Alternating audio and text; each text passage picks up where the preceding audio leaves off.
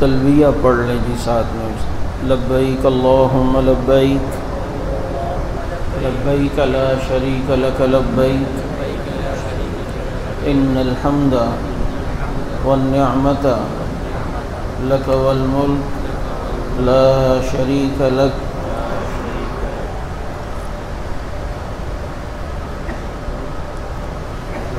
ہے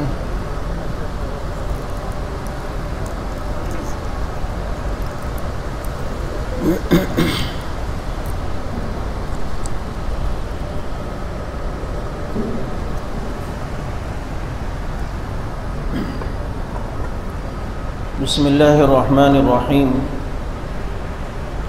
نحمده ونصلی علی رسولہ الکریم. اما بعد. کل کی نشست میں ہم نے آپ کے سامنے حج پر جانے کی تیاریاں، ضروری انتظامات اور اس کے علاوہ عمرے کا طریقہ، مکہ مکرمہ کی زیارات اور مسجد نبوی میں روضہ مبارک پر حاضری کا طریقہ یہ بتلایا تھا. آج کی نشست میں حج کے مسائل اور حج کا طریقہ اور مدینہ منورہ کی بعض زیارات انشاءاللہ العزیز آپ کے سامنے آئیں گی. میں جب بھی تلبیہ کا کہا کروں تو زور سے پڑھا کریں، خواتین آہستہ آواز میں، چونکہ احرام کے بعد جو 2 نفل پڑھ کے تلبیہ پڑھتے ہیں عمرے حج کی نیت کر کے، وہ مرد زور سے پڑھتے ہیں اور عورتوں کو آہستہ آواز میں پڑھنا چاہیے. لبیک اللہم لبیک لبیک لا شریک لک لبیک ان الحمد والنعمت لک والملک لا شریک لک. اب چونکہ کل ہم عمرے کے سبق تک پہنچ چکے تھے کہ عمرے سے فارغ ہونے کے بعد ابھی حج میں کچھ دن باقی ہوں گے، تو اب حاجی کو کیا کرنا چاہیے؟ وہاں زیادہ سے زیادہ بیت اللہ کا طواف ہو، چونکہ وہاں سب سے بڑی عبادت فرائض کے بعد وہ بیت اللہ کا طواف ہے کہ یہ عبادت اور کسی جگہ پر نہیں ہو سکتی. آج ہم حج کی کچھ اقسام بتائیں گے اور مقامات حج کا تعارف ہوگا. اور حج آسان ہے. ہمارے ساتھ حج میں ایک صاحب تھے، وہ ڈپریشن تک چلے گئے تھے، اتنی ٹینشن میں کہ پتہ نہیں کیا ہوگا، پتہ نہیں کس طرح ہوگا، پتہ نہیں کیا رش ہوگا، یا پتہ نہیں کیوں کس طریقے سے میں حج کر. اس کو بیٹھ کے سمجھایا ہم نے. یہ بات یاد رکھیں، حج میں صرف 2 دن کی مشقت ہے بس. اور وہ مشقت بھی اگر آپ روزانہ کام کاج کے عادی ہیں، چلنے پھرنے کے عادی ہیں، تو وہ مشقت بھی پھر مشقت نہیں لگتی. صرف 2 دن کی، اس لیے اس کو سوار کرنا یہ چیز مناسب نہیں ہے. حج میں ٹوٹل 10 کام کرنے ہیں، جس کے بعد آپ کا حج ہو جائے گا. اس کا تعارف آج آپ کے سامنے آئے گا. یقیناً حج ایک بہت بڑا عمل ہے، اور جسے اللہ رب العزت قبول فرماتے ہیں، اللہ تعالیٰ اسے وہاں بلاتے ہیں. اللہ ہمیں بھی بار بار قبولیت کے ساتھ وہاں حاضری کی توفیق عطا فرمائے. تو آج کی نشست میں حج کے ایام، بچے کے حج کے متعلق مسائل اور حج کے متعلق جو خواتین کے مسائل ہیں وہ انشاءاللہ العزیز آپ کے سامنے آئیں گے. کل بھی میں نے بتلایا تھا کہ سب سے پہلے آپ نے جب جدہ ایئرپورٹ سے مکہ مکرمہ پہنچنا ہے تو اپنی بلڈنگ میں پہنچ کر سب سے پہلے تو کارڈ آپ نے لینا ہے ہوٹل والے سے، تاکہ ادھر ادھر ہو جائے تو اپنے ہوٹل پر آسانی کے ساتھ جو ہے وہ پہنچ سکیں. اور وہ 2-4 کارڈ لے جو آپ کے ساتھ آپ کے رشتہ دار ہیں ان کو بھی دے دیں. کبھی کبھی بچے بھی ساتھ ہوتے ہیں. میں نے کل بھی کہا تھا کچھ چیزیں تجربات کی بنیاد پر میں آپ کے سامنے رکھوں گا. کبھی بچے بھی ہوتے ہیں اور وہ ہاتھ سے چھوٹ جاتے ہیں اور ادھر ادھر ہو جاتے ہیں، تو اب رش ہوتا ہے،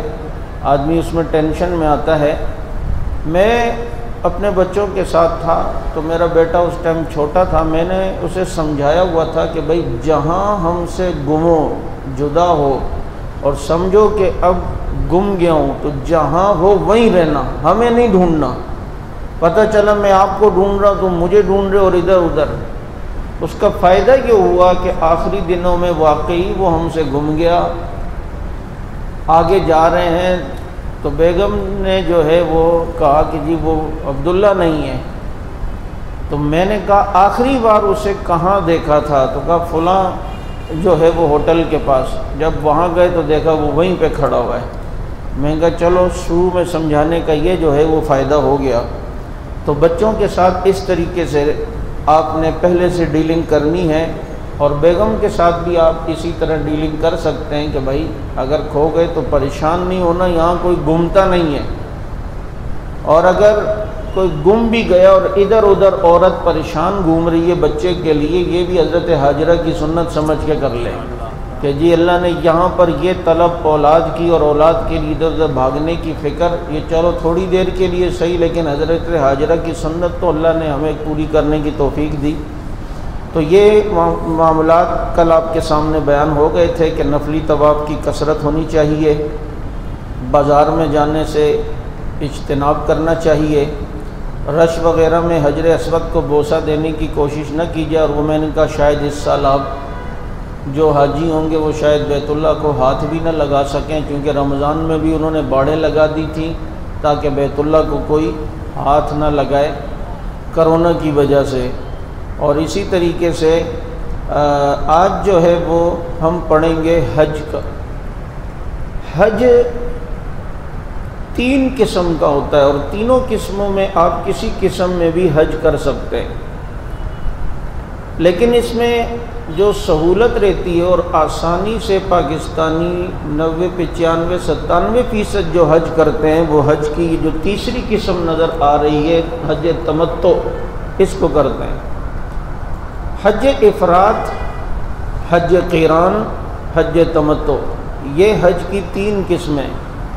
اور تینوں میں سے کوئی جو حج بھی کرے تو اس کا حج ہو جائے گا۔ حج افراد کیا ہے کہ آپ گھر سے احرام جو باندھیں گے تو وہ آپ صرف حج کی نیت سے کہ جی میں نے حج کرنا ہے، اس میں آپ پر عمرہ نہیں ہے، صرف آپ حرم میں جب پہنچیں گے تو طواف کریں گے جسے طواف قدوم کہتے ہیں، اور حج میں کچھ دن باقی ہیں تو اسی احرام میں آپ رہیں گے، اور اس کے بعد حج کے دنوں میں آپ نے حج کیا اور آخر میں شیطان کو کنکری ماری اور حلق یا قصر کروایا تو آپ کے اوپر حج ختم ہو گیا، کیونکہ حج افراد میں قربانی نہیں ہے۔ حج کی دوسری قسم ہے حج قران، اور یہ وہ حج ہے کہ آپ یہاں سے پاکستان سے عمرے کے احرام باندھے اور اسی میں حج کی بھی نیت ہو۔ اب یہ ہوگا کہ آپ جب یہاں سے پاکستان سے مکہ مکرمہ جائیں گے تو وہاں آپ پہلے تو عمرہ کریں گے، اور عمرہ کرنے کے بعد آپ احرام نہیں کھولیں گے، حج تک اسی احرام میں رہیں گے۔ آپ صلی اللہ علیہ وسلم نے جو حج کیا تھا وہ قران کیا تھا،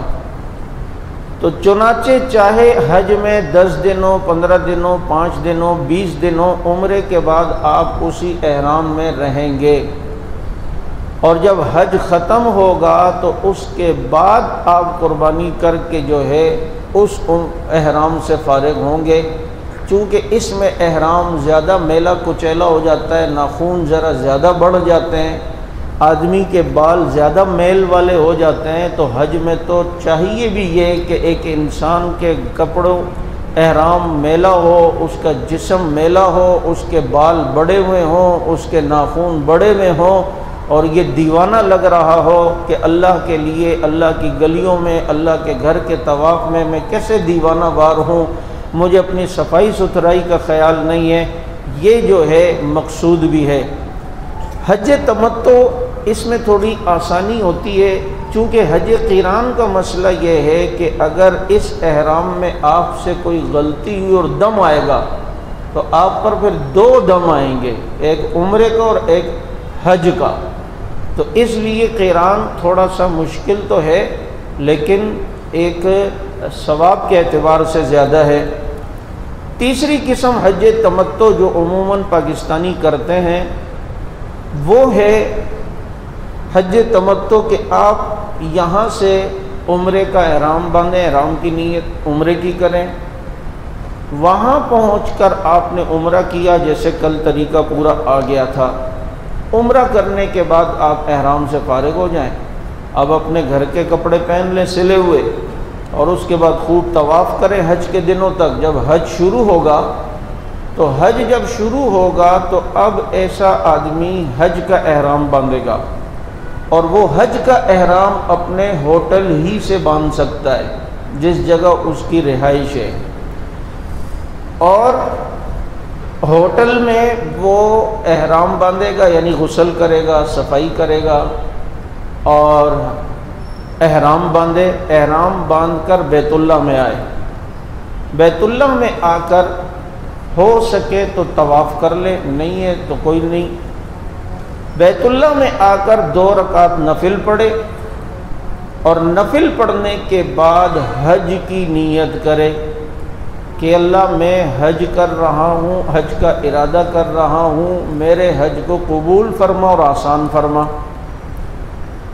اور اس کے بعد تلبیہ پڑھے، لبیک اللہم لبیک لبیک لا شریک لک لبیک ان الحمد والنعمت لک والملک لا شریک لک، لیکن ڈرتے ہوئے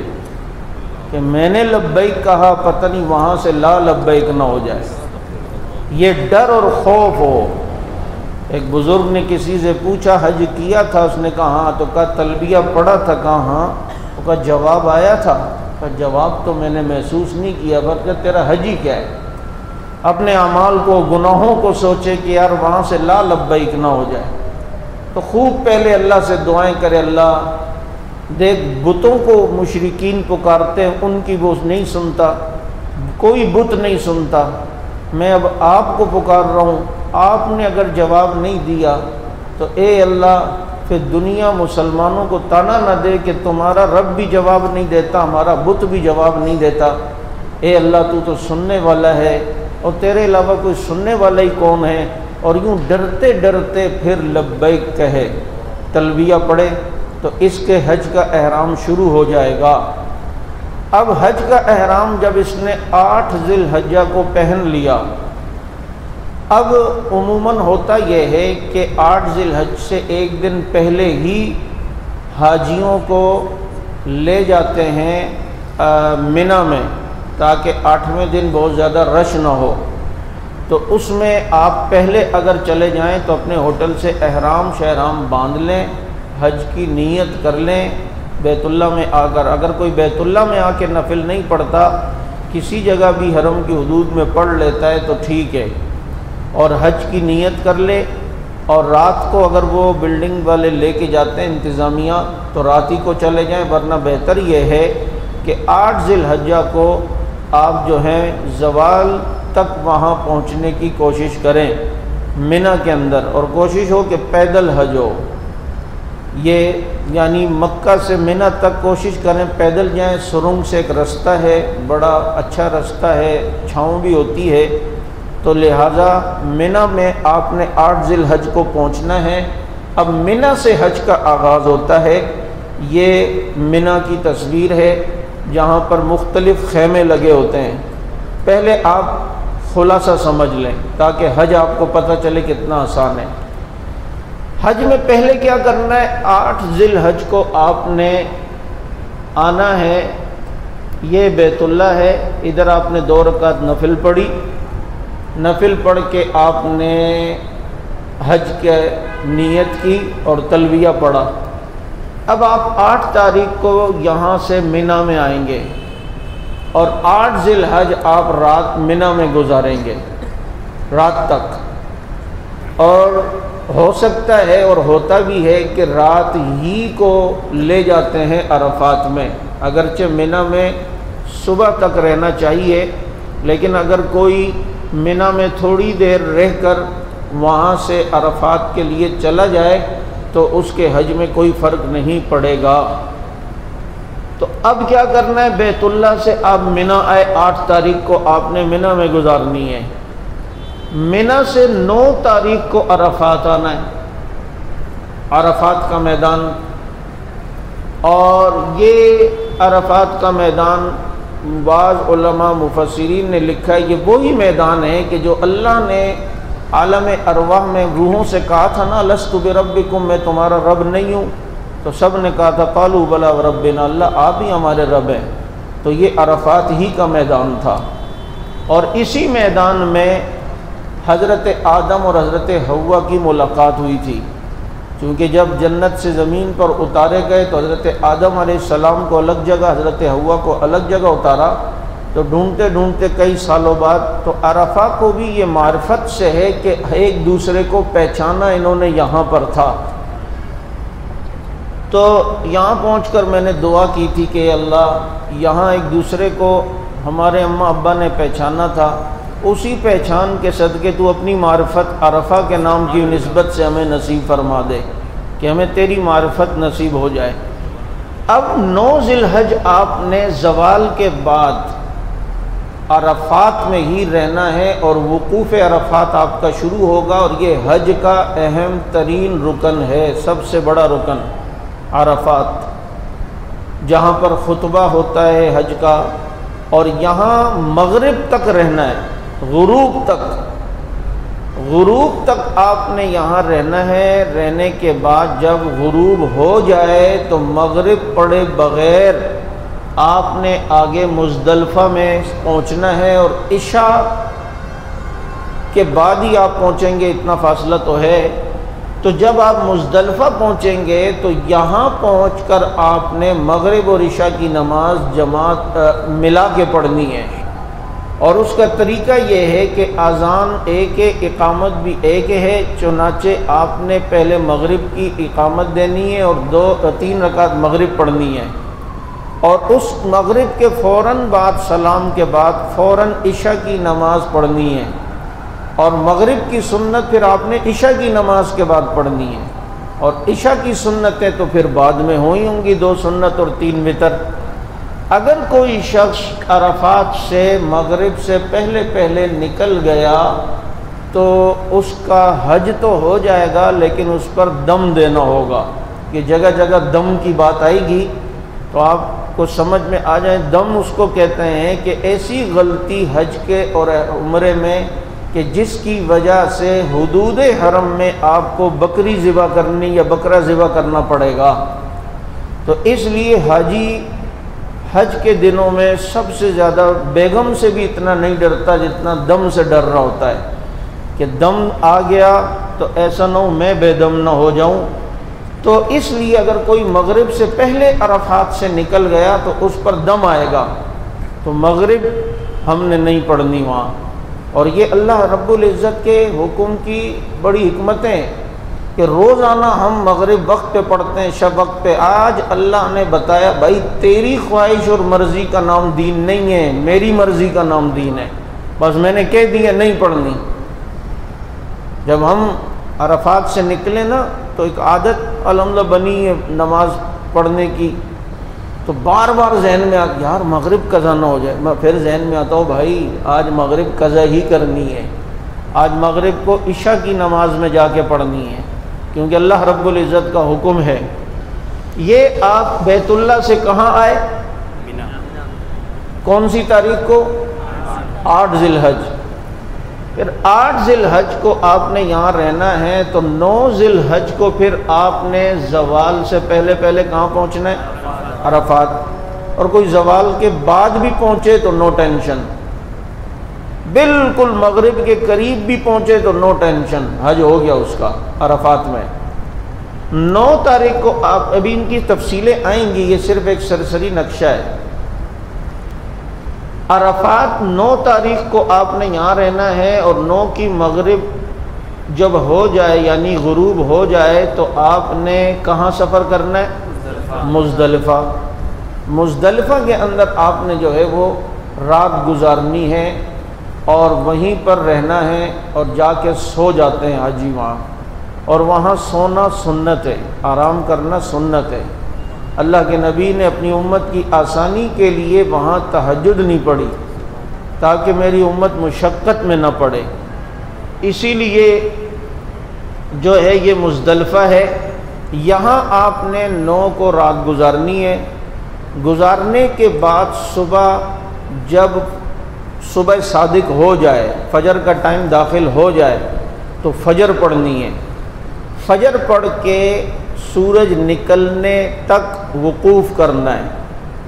یعنی وہیں ٹھہرنا ہے، تھوڑی دیر کھڑا ہونا ہے، دعائیں کرنی ہے۔ اور اگر کوئی شخص سورج نکلنے سے پہلے یہاں سے آگے جمرات یعنی کنکریاں مارنے کے لیے چلا گیا تو نماز کے بعد اگر وہ 1 منٹ بھی کھڑا رہا مزدلفہ میں تو اس کا وقوف ہو جائے گا، اس کا وقوف ہو جائے گا۔ اب یہاں سے مزدلفہ سے آگے جانا ہوتا ہے 10 تاریخ جو کہ عید کا دن ہوتا ہے، اور چونکہ حاجی پر عید کی نماز نہیں ہے تو اس نے وہاں آگے جمرات میں جانا ہے، اور جمرات میں سورج نکلنے کے بعد اس نے 3 شیطان آتے ہیں۔ پہلے ایک آئے گا، اس کو چھوڑ کے آگے جانا ہے، دوسرا ملے گا، اس کو چھوڑ کر جانا ہے، تیسرے شیطان جس کو جمرہ عقبہ کہتے ہیں، بڑا شیطان بھی کہتے ہیں، اس کی ٹارگٹ کلنگ کرنی ہے، یعنی اس کو رمی کرنی ہے اور 7 کنکریاں مارنی ہے۔ اور یہ کنکریاں آپ نے مزدلفہ سے ہی رات کو چننی ہوں گی۔ یہ میں صرف ابھی خاکہ بتا رہا ہوں، ان کی تفصیلیں آئیں گی۔ یہاں آخری شیطان کو اس دن ایک ہی شیطان کو کنکری مارنی ہے، اور مارنے کے بعد آ کر آپ نے قربانی کرنی ہے۔ اپنے گروپ لیڈر سے پوچھ لیں، اگر وہ کہہ دے ہاں جی آپ کی قربانی ہو گئی ہے، فون نمبر وہ دیتے ہیں، تو قربانی کے بعد پھر آپ نے حلق یا قصر کروانا ہے۔ تو اس طرح پھروانا زیادہ بہتر ہے کیونکہ نبی نے اپنے حج میں اس طرح پھروایا تھا۔ تو اب آپ نے اس طرح پھرا لیا، لیکن قربانی کے بعد بیت اللہ سے آپ نے 8 کو کہاں جانا ہے؟ پہلے 9 تاریخ کو کہاں جانا ہے؟ 9 کی غروب کے بعد رات کہاں جانا ہے؟ اور صبح 10 کی صبح ذی الحج کی عید والا دن، اس میں آپ نے کہاں جانا ہے؟ جمرہ، اور جمرہ عقبہ کی رمی کرنی ہے۔ اور رمی کے بعد دوسرا کام کیا ہے؟ پہلا کام قربانی، اور اس کے بعد حلق۔ اگر کسی نے حلق پہلے کرایا، قربانی بعد میں کروائی، تو حنفی مسلک کے ہاں اسے دم دینا ہوگا کیونکہ یہ ترتیب واجب ہے۔ اب یہاں پر آپ احرام سے فارغ ہو جائیں گے۔ جب آپ کی قربانی ہو گئی اور آپ نے حلق کروا دیا، اب آپ احرام سے نکل گئے، اب آپ اپنے نارمل کپڑے پہن سکتے ہیں، لیکن ایک کام ابھی آپ کا رہتا ہے جو کہ حج کے فرائض میں سے، کیونکہ حج کے 3 ہی فرض ہیں، احرام، عرفات اور طواف زیارت۔ حلق کروانے کے بعد آپ نے جانا ہے بیت اللہ میں 7 چکر لگانے ہیں جسے طواف زیارت کہتے ہیں۔ طواف زیارت کے بعد آپ نے صفا مروہ کی سعی کرنی ہے، 7 چکر صفا مروہ میں لگانے ہیں۔ اب جب آپ نے 7 چکر صفا مروہ میں لگا لیے اور اپنے کپڑوں میں ہی لگا لیں، تو اب آپ کا حج فارغ ہو گیا، حج سے فارغ ہو گئے اور آپ کو حج مبارک ہو۔ صرف ایک کام اب آخری رہ گیا، وہ جب آپ پاکستان آنے لگیں تو اس سے پہلے طواف وداع ہوتا ہے، الوداعی طواف، وہ طواف کر لیں۔ اور میں ساتھیوں کو مشورہ دیتا ہوں وہ طواف کوشش کریں طواف زیارت کے اور سعی کے بعد اگر ہمت ہے تو اسی ٹائم کر لو، کیونکہ بعد میں سستی کی وجہ سے رہ نہ جائے، اور طواف وداع رہ گیا تو پھر اس پر بھی دم دینا ہوگا، لیکن حج ہو جائے گا۔ تو یہ حج کا مختصر خاکہ، بیت اللہ سے نیت کر کے احرام پہن کے تو آپ ہوٹل سے آئیں گے، اور آپ نے بیت اللہ میں 2 نفل پڑھنے، اس کے بعد حج کی نیت کرنی ہے، نیت کے بعد زور سے تلبیہ پڑھنا ہے، اور 8 تاریخ کو آپ نے منا پہنچنا ہے، اور منا 8 تاریخ کو پھر آپ وہاں دوسرے دن تک وہاں رہیں گے، اور اگر رہنے دیا تو نہیں تو رات ہی کو لے گئے عرفات 8 کی تو وہ بھی ٹھیک ہے۔ 9 تاریخ آپ نے عرفات میں گزارنی ہے، 9 کو غروب کے بعد وہاں سے روانہ ہونا ہے مزدلفہ کی طرف، مغرب عشاء کی نماز عشاء کی وقت میں ملا کے پڑھنی ہے، رات مزدلفہ میں گزارنی ہے، مزدلفہ میں گزار کے صبح جب صادق ہو جائے، فجر کا ٹائم داخل ہو جائے، فجر کی نماز پڑھنی ہے، نماز کے بعد وقوف کرنا ہے، تھوڑی دیر کھڑا ہونا ہے، دعا کرنی ہے کھڑے ہو کر، اور بیٹھ کے بھی کر سکتے ہیں، لیکن وقوف کا معنی کھڑا ہونا ہے تو کھڑے ہوں، اور اس کے بعد سورج نکلنے کے بعد شیطان کو کنکری مارنی ہے بڑے والے کو، اور اس کے بعد قربانی ہے، قربانی کے بعد حلق ہے، حلق کے بعد جو ہے یعنی بال کٹانا، اور اس کے بعد آپ احرام سے تو فارغ ہو گئے، اور اس کے بعد آپ طواف زیارت آپ 12 ذی الحج کی مغرب سے پہلے کر سکتے ہیں، یعنی 10 تاریخ کو آپ نے طواف زیارت نہیں کی، سستی تھی یا عذر تھا تو 11 کو کر لیں، 11 کو نہیں کی تو 12 کو کر لیں، 12 کو مغرب تک نہیں کر سکے اور سستی کر دی اور مغرب کا ٹائم 12 کا شروع ہو گیا تو اب دم آ جائے گا، اب اس میں مقامات حج کا کچھ مختصر تعارف، یہ منا ہے، یہی وہ جگہ ہے جسے ماں کا پیٹ کہا جاتا ہے، جہاں لاکھوں لوگ آتے ہیں اور سما جاتے ہیں، اور اللہ نے ایسی برکت رکھی ہے، اور یہی وہ منا ہے جہاں ابراہیم علیہ السلام اپنے بیٹے کی قربانی کرنے کے لیے آئے، اور منا کے اندر جو ہے وہ دعائیں قبول ہوتی ہیں۔ اللہ رب العزت نے اس جگہ کو بڑی بابرکت جگہ جو ہے وہ بنایا ہے۔ اگلا ہے یہ منا کی کچھ زیارات ہیں، اس طرح کے خیمے آپ کو ملیں گے جن خیموں میں رہنا پڑے گا۔ اب ٹرین بھی شروع کر دی ہے منا سے عرفات جانے کے لیے، یہ ہے عرفات جس کے اندر جبل رحمت بھی ہے، وہ جو پہاڑ شاید اس میں آگے، یہ جبل رحمت، اور لوگ یہاں حج میں اوپر چڑھتے ہیں، اس کو چڑھنے کے اوپر جانے کی ضرورت نہیں ہے۔ یہ جو آپ کو پلر ٹائپ کا یہ نظر آ رہا ہے، یہاں مشہور ہے کہ یہاں حضرت آدم اور حضرت حوا کی ملاقات ہوئی تھی۔ یہ عرفات کا میدان ہے، یہ عرفات میں مسجد نمرہ ہے جہاں پر حج کا خطبہ ہوتا ہے، اور یہاں پر ظہر اور عصر کی نماز ملا کے پڑھی جاتی ہے، اور ظہر عصر عرفات میں ملا کر وہ پڑھے گا جو مسجد نمرہ میں نماز میں ہوگا، اور جو مسجد نمرہ میں نہیں ہوا اور اپنے خیموں میں تھا عرفات میں، تو اپنی جگہ پہ تھا تو وہاں اسے ظہر کے وقت ظہر پڑھنی اور عصر کے وقت عصر پڑھنی ہے۔ یہ جمرات ہے جی، یہ آپ جب جمرات کے اندر داخل ہوں گے تو یہ جمرہ صغرا آپ دیکھ رہے، آپ یہ جہاں بڑا سا جمرات لکھا ہوا ہے، آپ منا سے اس رستے سے آئیں گے تو یہ آپ کو پہلے ایک شیطان ملے گا، اس کو چھوڑنا ہے، دوسرا پھر تیسرا، پہلے دن صرف تیسرے شیطان کی جو ہے وہ رمی ہوتی ہے، اور جب رمی آدمی کرتا ہے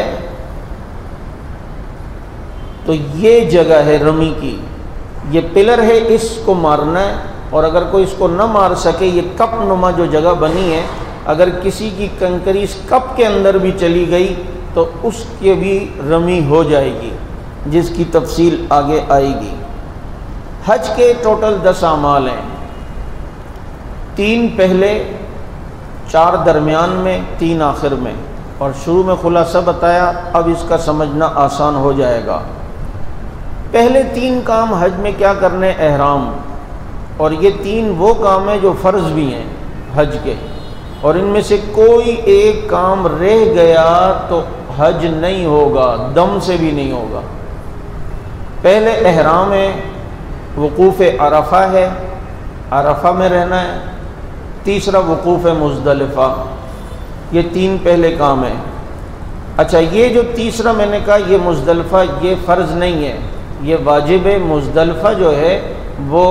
طواف زیارت، یہ حج کا فرض ہے۔ لیکن شروع میں چونکہ یہ 3 کام کرنے ہیں تو یہ 3 کام جو ہم نے شروع میں کرنے یہ اس ترتیب سے سلائیڈ آپ کو دکھائی جائے گی۔ احرام پہننا ہے، وقوف عرفہ ہے، وقوف مزدلفہ ہے، درمیان میں 4 کام کرنے ہیں کہ رمی ہے، پھر قربانی ہے، پھر حلق یا قصر ہے، اور چوتھا ان میں ترتیب ضروری ہے کہ پہلے رمی ہوگی، رمی کہتے ہیں شیطان کو کنکری مارنا، پھر اس کے بعد قربانی ہے، پھر اس کے بعد حلق یا قصر ہے، پھر جو ہے ان کی ترتیب ضروری ہے۔ آخر میں آپ جو کام کریں گے قربانی کے بعد اور قصر کے حلق اور قصر کے بعد تو وہ ہے طواف زیارت جو حج کا فرض ہے۔ طواف زیارت کے بعد آپ نے صفا مروہ کی سعی کرنی ہے۔ اگر آپ اسی کپڑوں میں ہیں، سلے ہوئے کپڑوں میں، تو طواف زیارت اگر آپ سلے ہوئے کپڑوں میں کریں گے تو اس میں اجتباء بھی نہیں ہے اور رمل بھی نہیں ہے۔ اور اجتباء کس کو کہتے ہیں؟ کل میں نے بتلایا تھا، اپنے کندھے کو کھلا رکھنا۔ تو ظاہر بات ہے اپنے قمیض شلوار پہنی تو اس میں کیسے کندھے کو کھولا کرے گا، ایک آستین نکالے گا کیا؟ اور اس میں رمل بھی نہیں ہے۔ جو طواف میں شروع کے 3 چکروں میں ذرا اکڑ کے اور تھوڑا تیز چلنا پڑتا ہے اور کندھے اچکا کے چلنے پڑتے ہیں 3 چکروں میں، تو جب کپڑوں کے اندر اپنے سلے ہوئے کپڑوں میں آپ جب بھی طواف کریں گے اس میں رمل نہیں ہوتا۔ رمل ہمیشہ اس طواف میں ہوتا ہے کہ جو آپ نے احرام میں کیے۔ میں طواف کر رہا تھا تو ایک پاکستانی نارمل کپڑوں میں تھا، وہ تیسرے چکر میں تیز بھاگتا، میں نے اس کو پکڑ لیا کہ کیا کر رہے ہو؟ کہتے 3 چکروں میں رمل ہوتا ہے نا۔ میں نے کہا بھائی احرام کی حالت میں ہوتا ہے۔ تو مجھے کہنا اچھا آپ عالم ہیں یار، میرے 1-2 چکر رہتے ہیں، میں نے آپ سے مسئلے پوچھنے، اور بعد میں جو اس نے مسئلے پوچھے وہ پھر بعد میں عاطف کو بتاؤں گا۔ تو بہرحال اس نے اپنے مطلب کے مسئلے پوچھے، وہ آگے آئیں گے بھی شاید۔ تو آخر میں کیا کام ہے؟ طواف زیارت، طواف زیارت کی سعی صفا مروہ اور طواف وداع یعنی الوداعی طواف۔ اب حج کے ایام اب آ جائیں جی۔ پہلا دن 8 ذی الحج، لبیک اللہم لبیک لبیک لا شریک لک لبیک ان الحمد والنعمت لک والملک لا شریک لک۔ منی آمد اور 5 نمازوں کی ادائیگی، یعنی آپ زوال کے بعد منی شروع ہو جاتا ہے تو ظہر 8 تاریخ کی، ظہر، عصر، مغرب، عشاء اور 9 کی فجر، یہ 5 نمازیں بنتی ہیں جو منی میں پڑھنی ہوتی ہیں۔ لیکن عموماً رات ہی کو لے جاتے ہیں تو آپ کو شاید 4 نمازیں ہی ملیں۔ تو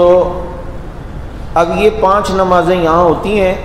9 تاریخ کی فجر رات منی میں قیام و عبادت، منی میں خوب قیام و عبادت ہو، اور یہاں آپ کو بستر ملیں گے تو بالکل چھوٹے چھوٹے، لمبے تو ہوتے ہیں لیکن چوڑائی میں اتنے ہوتے ہیں کہ ایک نارمل آدمی کا بھی چت لیٹنا مشکل ہوتا ہے، اس کا جسم چھجا بن کے باہر نکل رہا ہوتا ہے۔ لیکن وہاں ہم نے لڑنا نہیں ہے، ہم نے یہ سوچنا ہے کہ ہمارے قبر میں کیا حال ہوگا۔ دیکھو حج جتنی سہولیات ہو جائیں قیامت تک حج میں مشقت ہے ذرا، اسی لیے اللہ نے قرآن میں فرمایا ولا فسوق ولا جدال فی الحج، کہ حج میں لڑو نہیں، لڑنا نہیں ہے، کس اپنے حج کو خراب نہیں کرنا، اپنے مزاج کو تھوڑی دیر سائڈ پہ رکھنا ہے۔ چھوٹی چھوٹی بات پہ یہ کیا یوں کیوں ہو گیا، ابے ادھر ہونا، ابے تمیز نہیں ہے، او بھائی تمیز نہیں، یہاں محتاج بن کر آؤ کہ ربا میرے کو قبول کر لے بس۔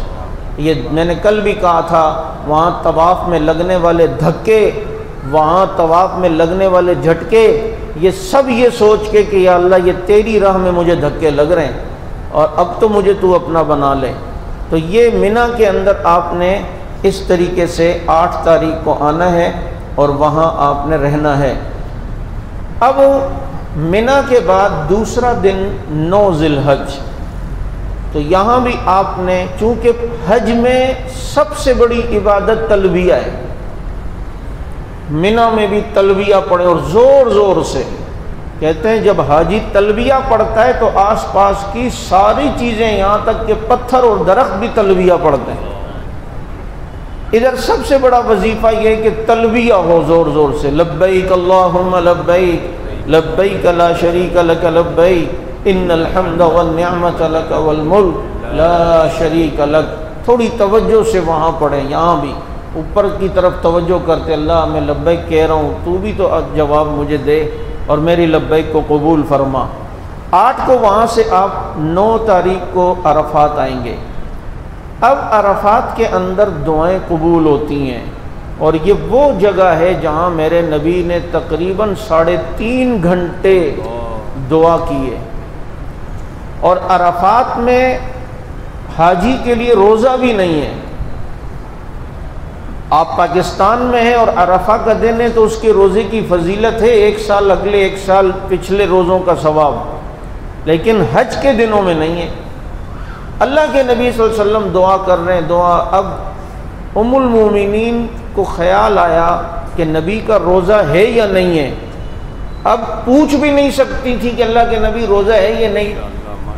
یہ تو آج کل کے بدتمیز قسم کا مرید ہوتا ہے، شب برات کو صبح جو ہے نا مولوی صاحب سے پوچھ رہا ہوتا ہے، پیر صاحب آپ نے روزہ رکھا ہے یا نہیں؟ بیچارے نے نہیں رکھا ہو تو وہ شرمندہ ہو کہ مرید نے رکھا اور پیر نے نہیں۔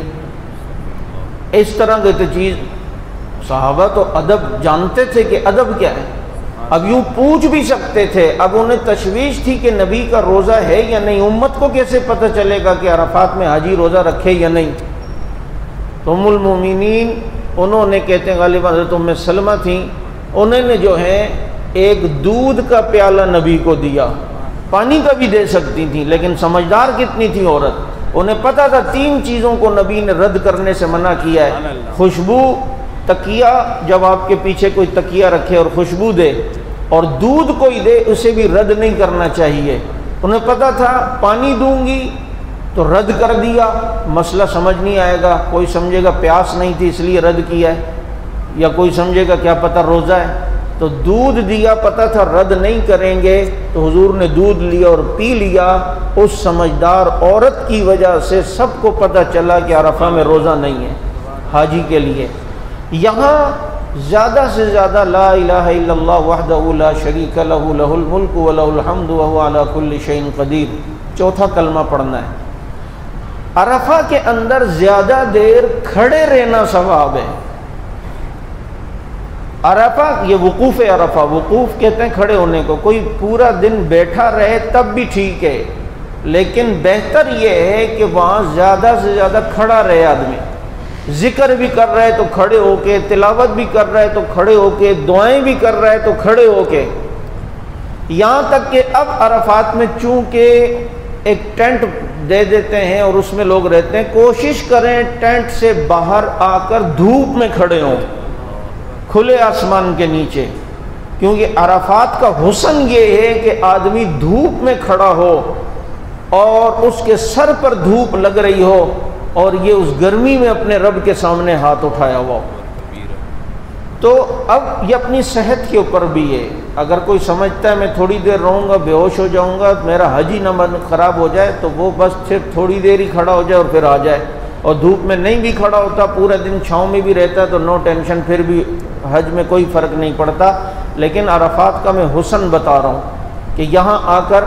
آپ نے یہاں دھوپ میں کوشش کریں زیادہ سے زیادہ دیر کھڑے رہیں، اور عرفات میں کھڑے رہنا زیادہ ثواب ہے۔ تو عرفات میں آپ کھڑے رہیں، 4تھا کلمہ اس کی کثرت ہو، اور وہ وظائف کی دعائیں آپ کو کتابوں میں جو ہیں وہ مل جائیں گی۔ اب چونکہ آپ نے فجر کی نماز کے بعد، اچھا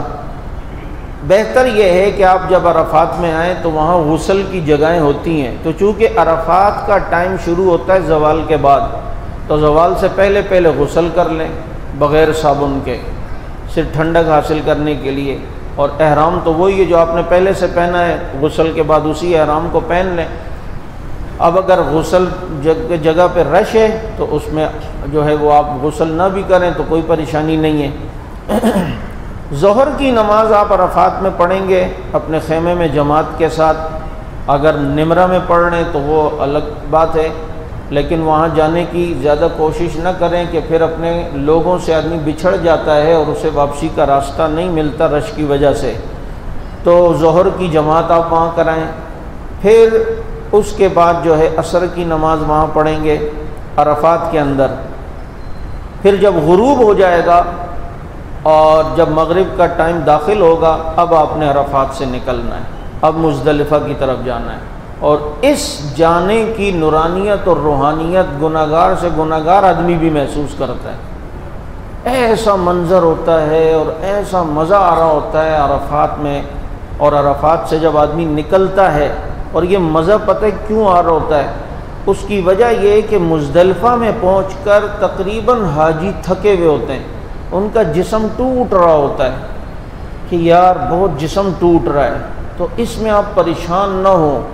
جس کے روئیں روئیں سے گناہ نکل رہا ہوتا ہے اس کا جسم ٹوٹ رہا ہوتا ہے مزدلفہ میں، کہ عرفات میں اس نے اللہ کو راضی کر لیا ہے۔ اور یہ عرفات کا میدان وہ میدان ہے جہاں نبی نے دعائیں کی ہیں، اپنی امت کے لیے دعائیں کی ہیں، اور حضور نے فرمایا آج اللہ سب پہ فخر کر رہا ہے لیکن عمر پر خاص طور پہ فخر کر رہا ہے۔ حضرت عمر رضی اللہ عنہ کے لیے فرمایا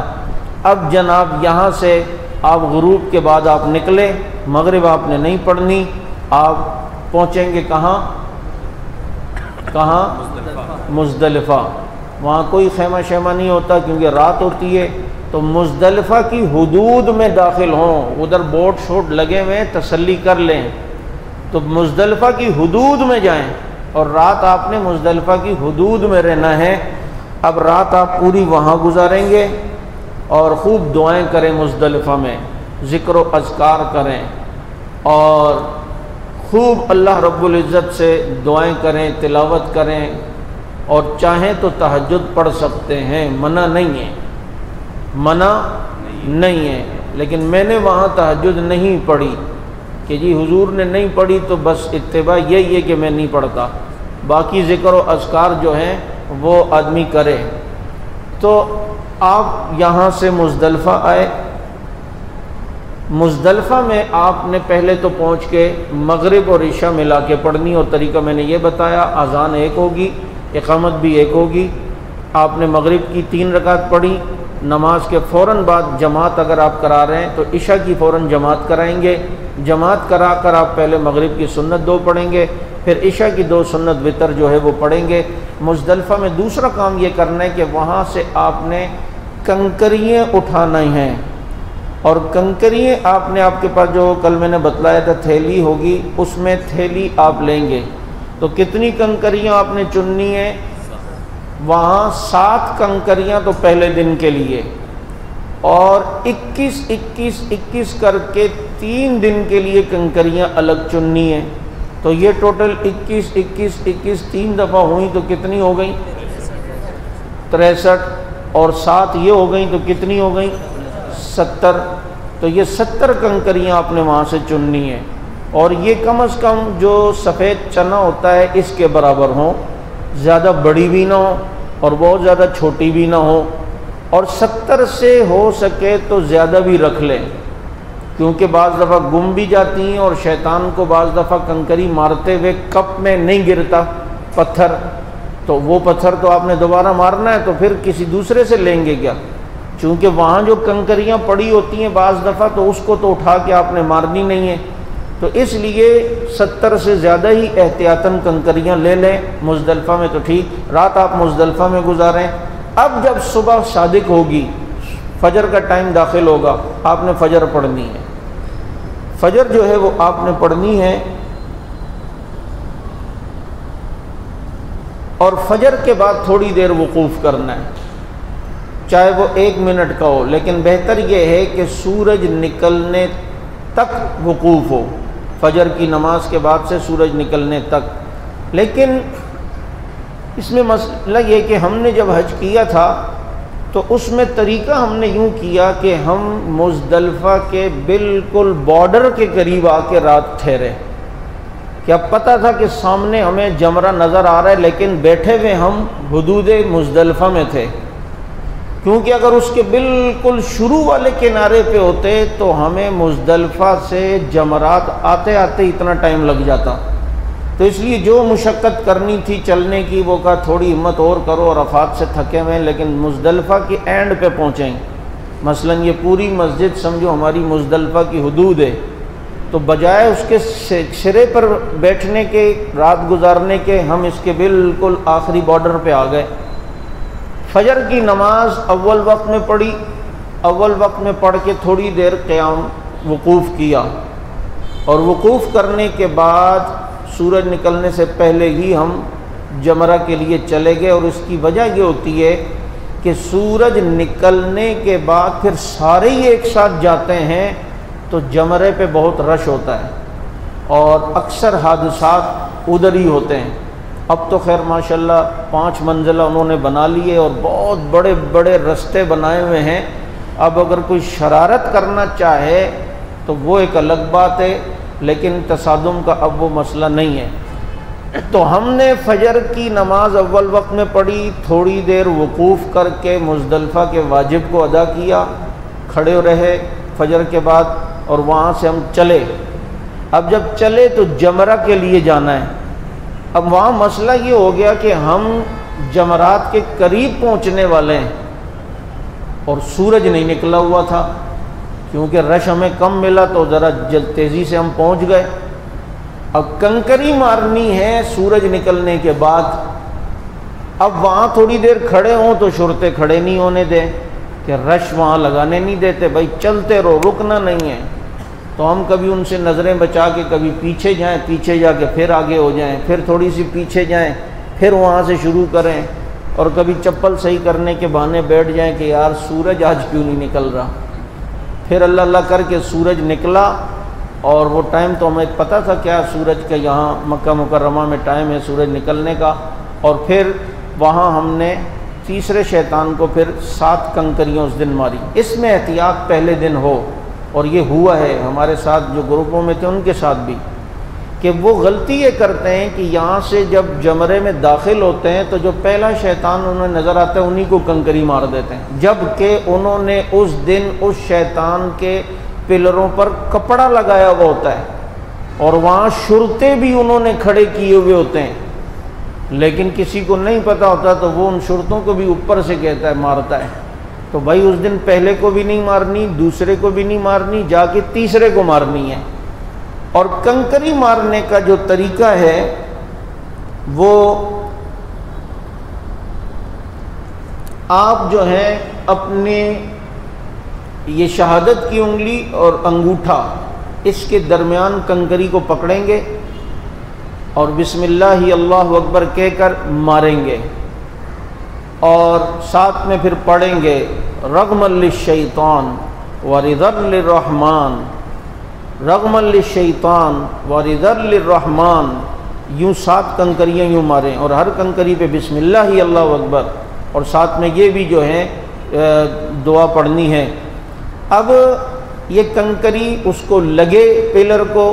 تو بہت اچھا ہے، نہیں تو جو کپ نما جگہ بنی ہے اگر اس میں بھی چلی گئی تو آپ کی رمی ہو جائے گی، آپ کی رمی ہو جائے گی۔ اس کے علاوہ وہاں زیادتی نہیں کریں۔ بعض لوگ جو شیطان کو یوں لعنت دے رہے ہوتے ہیں، کوئی جو ہے نا وہ چپل مار رہا ہوتا ہے، کوئی کیا کر رہا ہوتا ہے، بھائی وہ شیطان نہیں ہے، وہ تو شیطان کی ایک علامت ہے کہ اسے مارنے میں اسے تکلیف ہو رہی ہوتی ہے، کہ وہ کہتا ہے اچھا میں اتنا ذلیل ہو گیا ہوں کہ مجھے اس طرح لوگ حقارت کی نظر سے دیکھ رہے ہیں۔ تو اس لیے وہاں پر جس طرح شریعت نے کہا ہے اسی طرح کریں، اور جب پہلے دن آپ آخری شیطان کو کنکری مار لیں تو وہاں سے آپ جو ہیں آگے روانہ ہو جائیں گے۔ اب اس کے بعد چونکہ اچھا یہ رمی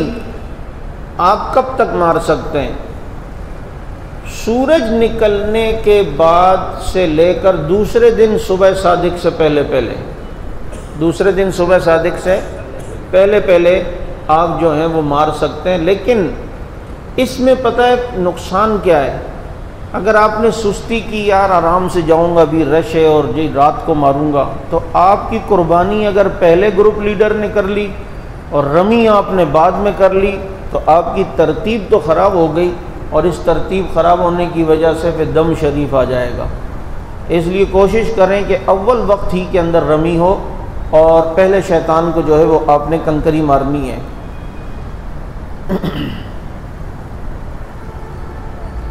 حج کا چوتھا دن 11 ذی الحج، اب چونکہ رمی کرنے کے بعد پہلے دن کی آپ اگر وہیں سے ڈائریکٹ طواف زیارت کے لیے جانا چاہیں تو آپ کی مرضی، آپ اسی احرام میں طواف زیارت میں بھی جا سکتے ہیں، لیکن اس میں یہ ہوگا کہ طواف زیارت میں اس وقت بہت زیادہ رش ہوتا ہے، تو ہو سکتا ہے کہ آپ ابھی حلق ہوا نہیں اور آپ کی قربانی ہو گئی تو پھر مسئلہ ہے۔ تو رمی کے بعد پہلی کوشش یہ کریں کہ جلد از جلد اپنے حلق سے فارغ ہو جائیں، سر کو منڈوا لیں، اور اللہ کے نبی صلی اللہ علیہ وسلم نے اس دن اس طرح پھروایا تھا۔ حضرت معمر بن عبداللہ رضی اللہ تعالیٰ عنہ کے ہاتھ میں اس طرح تھا،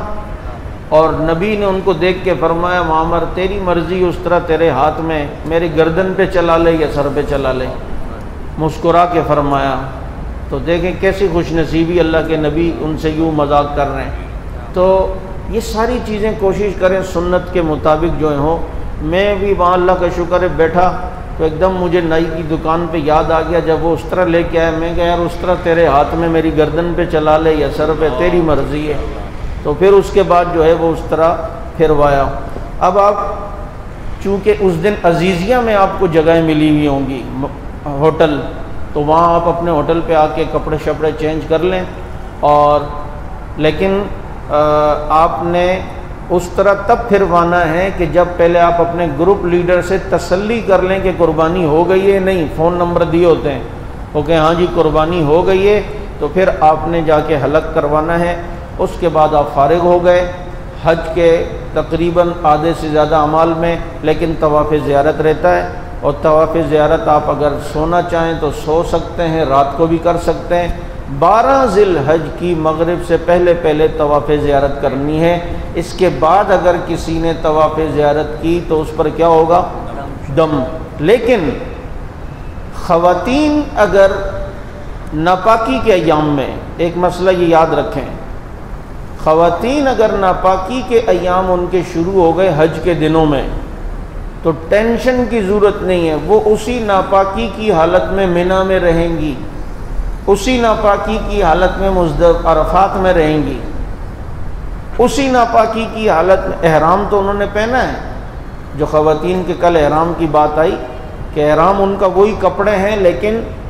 چہرے پہ کپڑا ٹچ نہیں ہونا چاہیے، لیکن چہرے کے سامنے کپڑا ہونا چاہیے تاکہ کسی غیر محرم کی نظر نہ پڑے، اور اس کے لیے خواتین کو کیپ دیا جاتا ہے۔ اس کیپ کے ذریعے سے جب کپڑا آگے ہوتا ہے تو سامنے لٹک جاتا ہے، چہرہ نظر نہیں آتا، لیکن کپڑا چہرے کو ٹچ بھی نہیں ہوتا۔ تو اس میں پریشان نہ ہو۔ یہ میری ماں حضرت عائشہ رضی اللہ عنہ کے صدقے عورتوں کو آسانی ملی، ان کے ساتھ یہ عذر پیش آ گیا، وہ رونے لگ گئیں، تو اللہ کے نبی صلی اللہ علیہ وسلم نے تسلی دی۔ ان کی وجہ سے کتنی آسانی ہو گئی خواتین کو کہ وہ حج کے سارے ایام اسی ناپاکی کی حالت میں کر سکتی ہے، سوائے طواف زیارت کے، کیونکہ طواف زیارت کے لیے بیت اللہ میں آنا ہے، تو بیت اللہ میں ناپاکی کی حالت میں نہیں آ سکتی عورت۔ تو اب اگر وہ ناپاکی میں ہیں تو مزدلفہ میں بھی اسی حال میں بلے رہے، عرفات میں بھی رہے، بس ذکر کرے، دعائیں کرے اور خوب اللہ سے مانگے، رمی بھی اسی حالت میں کرے گی۔ اور عورت جو ہے وہ اپنے سر کے جو بالکل اینڈ پہ جو بالوں کا سرا ہوتا ہے وہ ایک پورے کے برابر اپنے بالوں کو کاٹے گی، تو یہ اس کا جو ہے وہ حلق ہو جائے گا، قصر ہو جائے گا۔ تو اب یہ اگر ناپاک ہے تو طواف زیارت نہیں کرے گی، چاہے 12 ذی الحج کی مغرب گزر بھی جائے، اس عورت پہ دم نہیں ہے کیونکہ عذر ہے، لیکن 12 کی صبح یا دن ظہر کے ٹائم پاک ہو گئی، اور اتنا پہلے 12 سے پہلے پاک ہو گئی کہ غسل کر کے یہ طواف کے 4 چکر لگا سکتی تھی، لیکن سستی کی وجہ سے نہیں گئی، ابے یار دیر تو ہو ہی گئی، اب رات کو ہی جائیں گے، تو اب اس عورت پہ بھی دم ہوگا، اب اس عورت پہ بھی دم ہوگا۔ لیکن اب وہ پاک ہی بالکل مغرب سے تھوڑی تھوڑی دیر پہلے ہوئی، تو اس میں تو غسل کر کے پھر وہاں جانا اور 4 چکر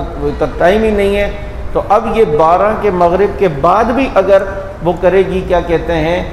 طواف زیارت پاکی کے بعد، تو اس کا طواف پہ کوئی دم نہیں آئے گا۔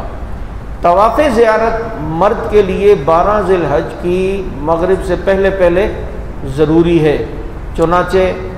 اب آپ نے طواف زیارت کی، اور طواف کا وہی طریقہ جو کل آپ کے سامنے آیا تھا کہ پہلے بیت اللہ کا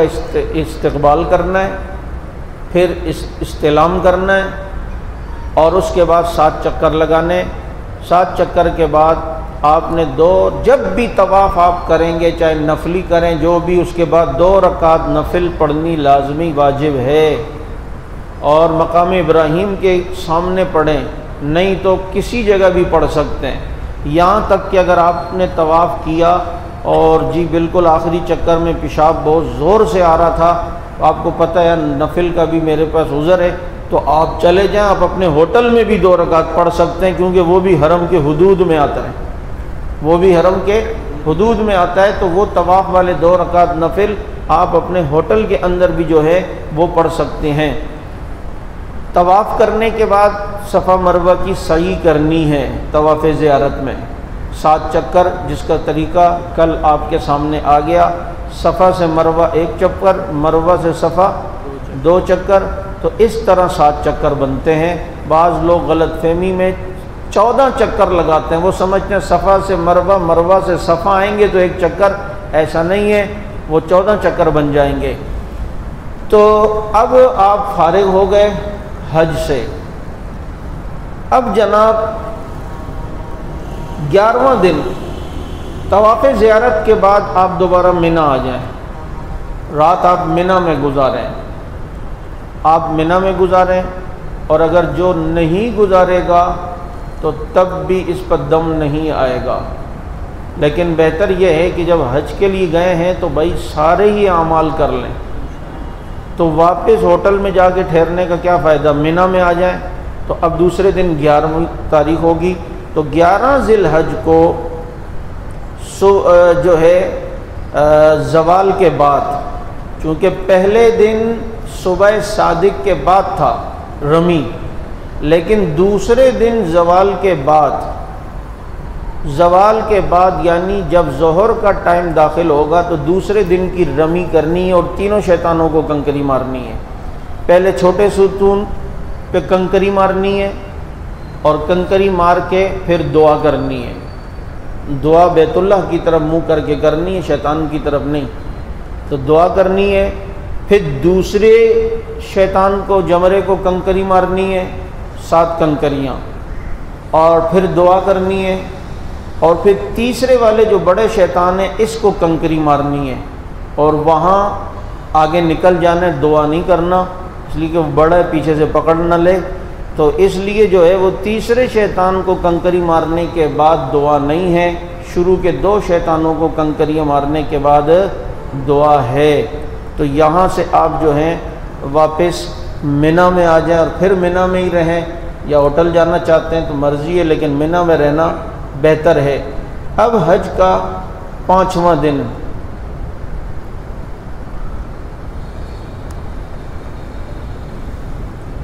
بارہ ذی الحج،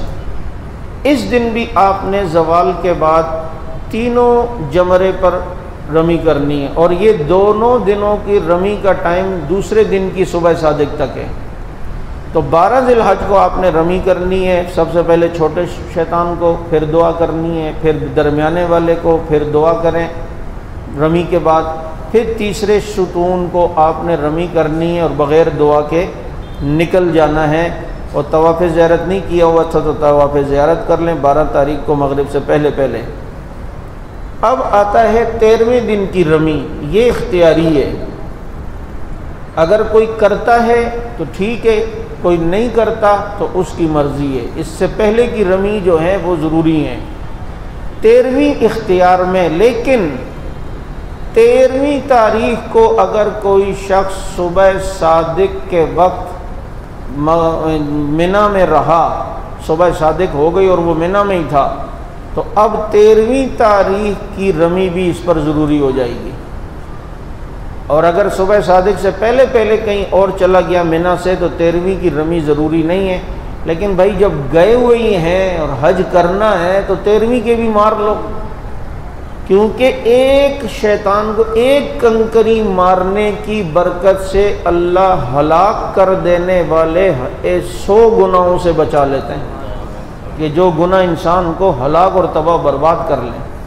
اور ایک جگہ ہے کہ 1000 ہلاک کرنے والے گناہوں سے اللہ اس کو بچا لیتے ہیں، اتنا جو ہے وہ فائدہ ہوتا ہے۔ تو یہ 13ویں تاریخ کو آپ نے کیا، اب طواف وداع رہ گیا، تو طواف وداع میں نے آپ کو مشورہ دیا کہ کوشش کریں جلد از جلد کریں، اور طواف وداع کے بعد بھی آپ مکہ میں رہے تو اور طواف بھی آپ کر سکتے ہیں، پھر آپ یہ نہیں سوچیں یار طواف وداع تو کر لیا الوداعی طواف، اب اس کے بعد طواف کرنا ہے یا نہیں کرنا، طواف وداع آپ جو ہیں کر کے باقی طواف بھی کر سکتے ہیں۔ یہاں تک کہ اگر کوئی شخص طواف زیارت اور سعی کے بعد مکہ میں ہی رہ رہا تھا، ابھی اس کے کچھ دن باقی ہیں، اور وہ کہنے لگا یار جاتے ہوئے طواف وداع کروں گا، اس سے پہلے کوئی سے نفلی طواف کر رہا ہے بغیر طواف وداع کی نیت سے، تب بھی اس کا طواف وداع ہو جائے گا، تب بھی اس کا طواف وداع ہو جائے گا۔ تو طواف زیارت صحیح یہ ہو گئی، آپ کا حج ماشاءاللہ مکمل ہو گیا۔ اچھا ایک چیز رہ گئی، یہ تلبیہ ہر وقت پڑھنا ہے، منی میں بھی، عرفات میں بھی، مزدلفہ میں بھی، جمرہ کی طرف جاتے جاتے بھی، لیکن جب جمرے کے قریب پہنچ جائیں گے تو تلبیہ ختم، پھر تلبیہ ختم ہو جائے گا۔ یہ آپ کا الحمدللہ حج مکمل ہو گیا۔ تو پہلے دن 8 تاریخ کو کہاں جانا ہے بولو تاکہ حج یاد رہے، دوسرے دن 9 ذی الحج کو کہاں جانا ہے عرفات، وہاں سے کب نکلنا ہے غروب کے بعد، کہاں جانا ہے پھر رات کو مزدلفہ، پھر 10 تاریخ کو یعنی عید والے دن مزدلفہ میں صبح فجر پڑھ کے تھوڑی دیر وقوف کر کے کہاں جانا ہے جمرات۔ جمرات میں کنکریاں کس ٹائم مارنی ہے سورج نکلنے کے بعد۔ یہ میں نے اپنا واقعہ اس لیے بھی سنایا کہ واقعے کی وجہ سے بات ذہن میں رہتی ہے۔ اور کب تک مار سکتے ہیں دوسرے دن کی صبح صادق سے پہلے پہلے۔ اب آپ نے جب رمی کر لی بڑے شیطان کی، 2 کو چھوڑنا ہے، تیسرے کے پاس جانا ہے، اس کی رمی کرنی ہے۔ اس کے رمی کے پہلے دن بڑے شیطان کی رمی کے بعد کیا کرنا ہے قربانی، قربانی کے بعد حلق، حلق کے بعد طواف زیارت، اور طواف زیارت کے بعد صفا مروہ کی سعی، حج مکمل ہو گیا۔ باقی جو چیزیں منی وغیرہ یہ 11 تاریخ کو وہاں اپنے جمرے کرنا ہے تینوں شیطانوں کی، 12 تاریخ کو بھی تینوں شیطانوں کی رمی کرنی ہے، 13 تاریخ کی رمی اختیاری ہے، لیکن اگر کی تو پھر اس کو بھی تینوں شیطانوں کی رمی کرنی ہے۔ سب ختم، اب باقی صرف طواف وداع رہ گیا، اس کو آدمی جو ہے وہ بعد میں کسی ٹائم بھی پاکستان آنے سے پہلے پہلے یا مکہ مکرمہ چھوڑنے سے پہلے پہلے طواف وداع جو ہے وہ کر سکتا ہے۔ یہ تو حج مکمل ہو گیا الحمدللہ۔ اب دیکھیں حج میں بعض دفعہ ایسا بھی ہوتا ہے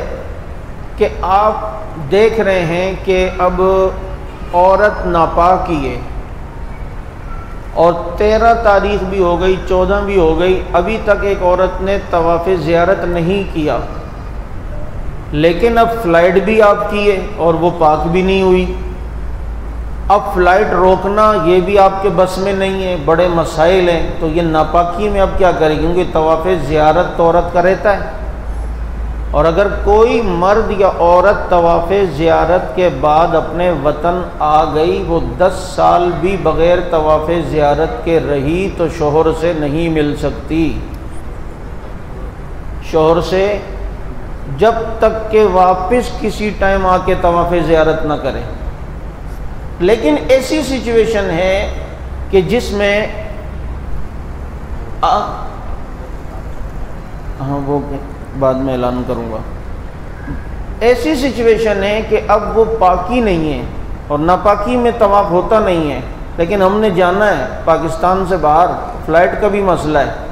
تو ایسی عورت اسی ناپاکی میں طواف زیارت کر لے، لیکن طواف زیارت جب کر لے گی ناپاکی میں، مجبوری میں، تو اسے ایک بدنہ دینا پڑے گا۔ اور بدنہ کیا ہے؟ حرم کی حدود میں اونٹ یا گائے یا بھینس ذبح کرنی پڑے گی۔ پورے حج میں بدنہ صرف 2 جگہ ہے، باقی جگہوں میں تو دم ہے۔ اگر کوئی صابن والے خوشبو والے صابن سے غلطی سے نہا گیا، پورے جسم پہ صابن لگ گیا تو دم ہے، اپنے ایک پورے اس پر اس نے وکس مر لی اور پورے ایک عضو وہ خوشبودار بن گیا تو اس پر دم ہے، لیکن تھوڑی سی لگ گئی تو دم نہیں ہے، صدقہ ہے۔ تھوڑے تھوڑے بال کبھی، اسی لیے میں ساتھیوں سے کہتا ہوں عمرہ جب بھی کرو، عمرے کے بعد کوئی 10-15 ریال صدقہ دے دو، کیونکہ جو بال گر جاتے ہیں یا غلطی سے کسی خوشبو سے ٹچ ہو جاتا ہے تو اس پہ صدقے میں کام بن جاتا ہے۔ لیکن دم کئی جگہوں پر میں نے کہا ہے، لیکن بدنہ پورے حج میں صرف 2 جنایات پر ہیں، اور وہ کون سی؟ کہ طواف زیارت سے پہلے ایک آدمی نے حلق کروا لیا، کپڑے بھی چینج کیے، طواف زیارت رہتے تھے اور وہ سمجھ رہا تھا بیوی حلال ہے، تو طواف زیارت سے پہلے کوئی اپنی بیوی سے تعلق قائم کرے گا تو اس مرد عورت دونوں پر بدنہ ہے، دونوں نے اگر طواف زیارت نہیں کیا۔ اور دوسرا بدنہ، جب ایک عورت مجبوری میں طواف زیارت ناپاکی میں کر لے تو اس پر بھی بدنہ ہے، تو اس لیے جو ہے اس چیز کو یہ یاد رکھیں۔ تو یہ خبر اچھا، ایک مسئلہ ہے کہ بعض دفعہ کوئی خاتون پاکستان سے عمرے پہ جا رہی ہوتی ہے، لیکن اس کے مخصوص ایام ہیں، شروع ہو گئے، تو وہ کیا کرے؟ ہمارے ایک دوست سے میں نے ایسے ہی پوچھا، یار وہ تو نے نیت کہاں کی تھی؟ وہ کہتے جہاز میں۔ میں کہا بیگم کو کرائی تھی؟ اس نے بھی جہاز میں کی تھی؟ کہہ رہے نہیں، وہ تو مکہ مکرمہ میں جب میں کہ کیوں؟ کہہ رہے وہ ناپاک تھی نا، وہ وہاں رہی، 2-3 دن بعد پاک ہوئی تو اس کے بعد پھر احرام کی۔ میں نے کہا دم ہو گیا ہے، وہ میقات میں بغیر احرام کے داخل ہوئی ہے اور عمرے کی نیت سے گئی تھی تو دم تو اس پہ آ گیا، تو کہتے پھر کیا کرنا تھا؟ میں نے کہا گھر میں وہ صرف منہ ہاتھ دھو لیتی اور جناب اپنا احرام پہن لیتی، نماز نہیں پڑھتی، عمرے کی نیت کر لیتی، نیت کرنے کے بعد تلبیہ پڑھ لیتی۔ اب آپ جب چلے گئے مکہ مکرمہ تو تم جا کے اپنا عمرہ کرتے، عورت ہوٹل میں ہی رہتی، 2 دن 3 دن 4 دن بعد جب پاک ہوتی تو اس پاکی کے بعد یہ عورت جو ہے وہ غسل کر لے، غسل کرنے کے بعد اب جا کے اپنا عمرہ کرے۔ لیکن ان ایام میں جو 3-4 دن یہ عورت اپنی پاکی کا انتظار کر رہی ہوگی تو یہ حالت احرام میں ہی رہے گی، احرام کی ساری پابندیاں اس پر ضروری ہوں گی، خوشبو کو ہاتھ نہیں لگائے، خوشبو والے صابن سے غسل نہ کرے۔ تو یہاں پاکستان سے ہی ایسی حالت میں، اب بعض دفعہ مدینہ منورہ کی زیارات کے لیے جاتے ہیں، واپس ہمیں مکہ آنا ہے، تو اب مدینہ منورہ کا میقات ذوالحلیفہ ہے، تو وہاں ایک عورت کے ساتھ اگر یہ مسئلہ ہے، وہ سمجھتی ہے میں پاک نہیں ہوں، تو وہ وہاں سے احرام کی نیت کر لے، تلبیہ پڑھ لے، اور جب مکہ مکرمہ 1-2 دن بعد جب پاک ہو جائے تو غسل کر کے اب اپنا عمرہ کرے۔ لیکن اس ایام میں وہ حالت احرام میں ہے تو احرام کی ساری پابندیاں اس پر لاگو ہوں گی۔ اس حالت میں اگر چونکہ عام طور پر یہ فلائٹوں کا تو چونکہ پہلے سے پتہ ہوتا ہے کہ جی اس تاریخ کو آپ کی فلائٹ ہے، تو ان ایام کو روکنے کی اگر کوئی عورت دوائی استعمال کرنا چاہے، گولیاں استعمال کرنا چاہے، ایسی ٹیبلٹ استعمال کرنا چاہے تو وہ استعمال کر سکتی ہے تاکہ وہ پاکی ہی میں رہے، اور نہیں کرتی تو وہ اس کی مرضی، اپنا شیڈول وہ خود دیکھ لے۔ اب یہ تو مرد عورت کا حج ہو گیا۔ بچے کا حج، آپ کے ساتھ چھوٹا بچہ ہے، اس کے اندر نابالغ پر حج چونکہ فرض نہیں ہے، اس کا حج نفلی ہوگا، جب یہ بالغ ہوگا تو اس کے اوپر فرض حج باقی رہے گا۔ اچھا جی، نابالغ بچہ ذرا ہوشیار ہے، سمجھدار ہے، بڑا ہے 5-6 سال کا ہے تو وہ اس کو غسل بھی کرا لیں، احرام بھی باندھے اور خود وہ ساری چیزیں خود بھی کر سکتا ہے۔ لیکن ناسمجھ بچہ ہے، ابھی ہے ہی 1-1.5 سال کا، تو اس پر حج کروانے کے لیے احرام کی پابندی بھی نہیں ہے، بغیر احرام کے بھی وہ کر سکتا ہے۔ تو چنانچہ احرام کی نیت اس کا والد اس کی طرف سے کرے، لیکن بچے کو بھی احرام پہنا لیں تو اچھا ہے، کیونکہ ذرا اچھا لگتا ہے بچہ حالت احرام میں۔ حسب ضرورت بچے کو حالت احرام میں انڈر ویئر یا پیمپر وغیرہ باندھنا چاہیں تو پیمپر وغیرہ بھی باندھ سکتے ہیں۔ جو بچہ خود تلبیہ پڑھ سکتا ہے تو اس سے تلبیہ پڑھائیں، پڑھو بچہ لبیک اللہم لبیک لبیک لا شریک لک لبیک ان الحمد والنعمت لک والملک لا شریک لک۔ اور اگر نہیں پڑھ سکتا تو اس کی طرف سے اس کا ولی یعنی اس کے ابو یا جو اس کے ساتھ جا رہا ہے وہ تلبیہ پڑھ سکتا ہے۔ تو یہ بچوں کے مسئلے تھے جو آپ کے سامنے بتلائے۔ ولی جس چیزوں سے بڑے کو بچنا چاہیے احرام میں، انہی چیزوں سے بچے کو بھی بچانا چاہیے۔ لیکن اگر بچے کے ساتھ ایسا ہو گیا کہ اس نے خوشبو والی کوئی عطر اٹھا کے اپنے اوپر انڈیل لی یا یوں، تو بچے پہ دم شم نہیں ہے۔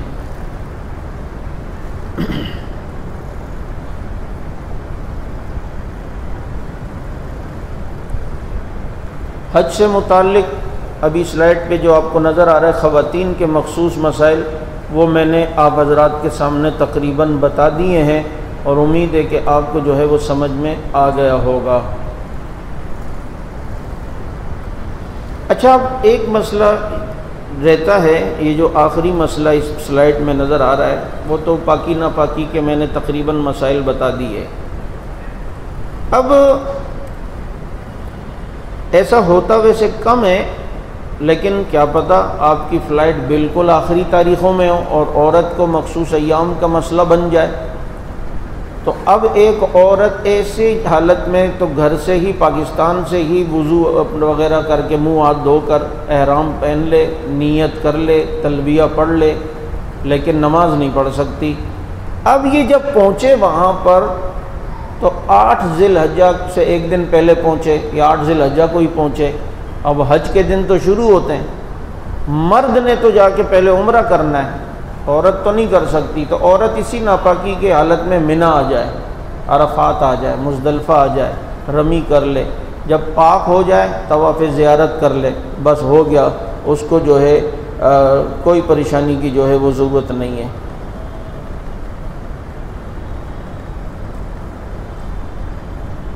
اگر کوئی مسئلہ ذہن میں آ رہا ہو تو وہ آپ پوچھ سکتے ہیں، خواتین میں سے کوئی پوچھنا چاہے وہ پرچی کے ذریعے سوال جو ہے وہ پوچھ سکتے ہیں۔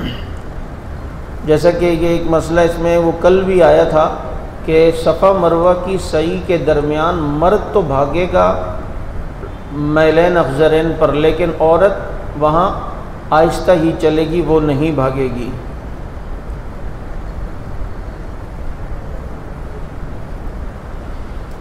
یہ تو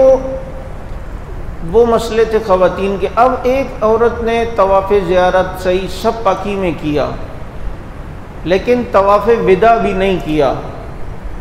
اور مخصوص ایام شروع ہو گئے۔ تو مخصوص ایام شروع ہو گئے اور ادھر فلائٹ بھی جانی ہے، تو طواف وداع الوداعی طواف اگر یہ عورت ناپاکی کی وجہ سے نہیں کر سکتی اور پاکستان آ گئی تو بالکل اس پر دم وم نہیں ہے، حج اس کا ہو گیا ہے، حج اس کا ہو گیا ہے، چونکہ یہ مجبور ہے۔ تو طواف وداع اگر ناپاکی کی وجہ سے نہیں کر پاتی تو وہ اس پر کوئی فرق نہیں پڑے گا۔ اسی لیے میں بار بار کہہ رہا ہوں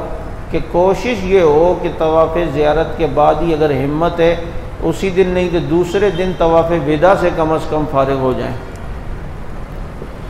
حرمین شریفین میں تقریباً ہر نماز کے بعد نماز جنازہ ہوتا ہے، تو خواتین بھی اس نماز جنازہ میں شریک ہوں،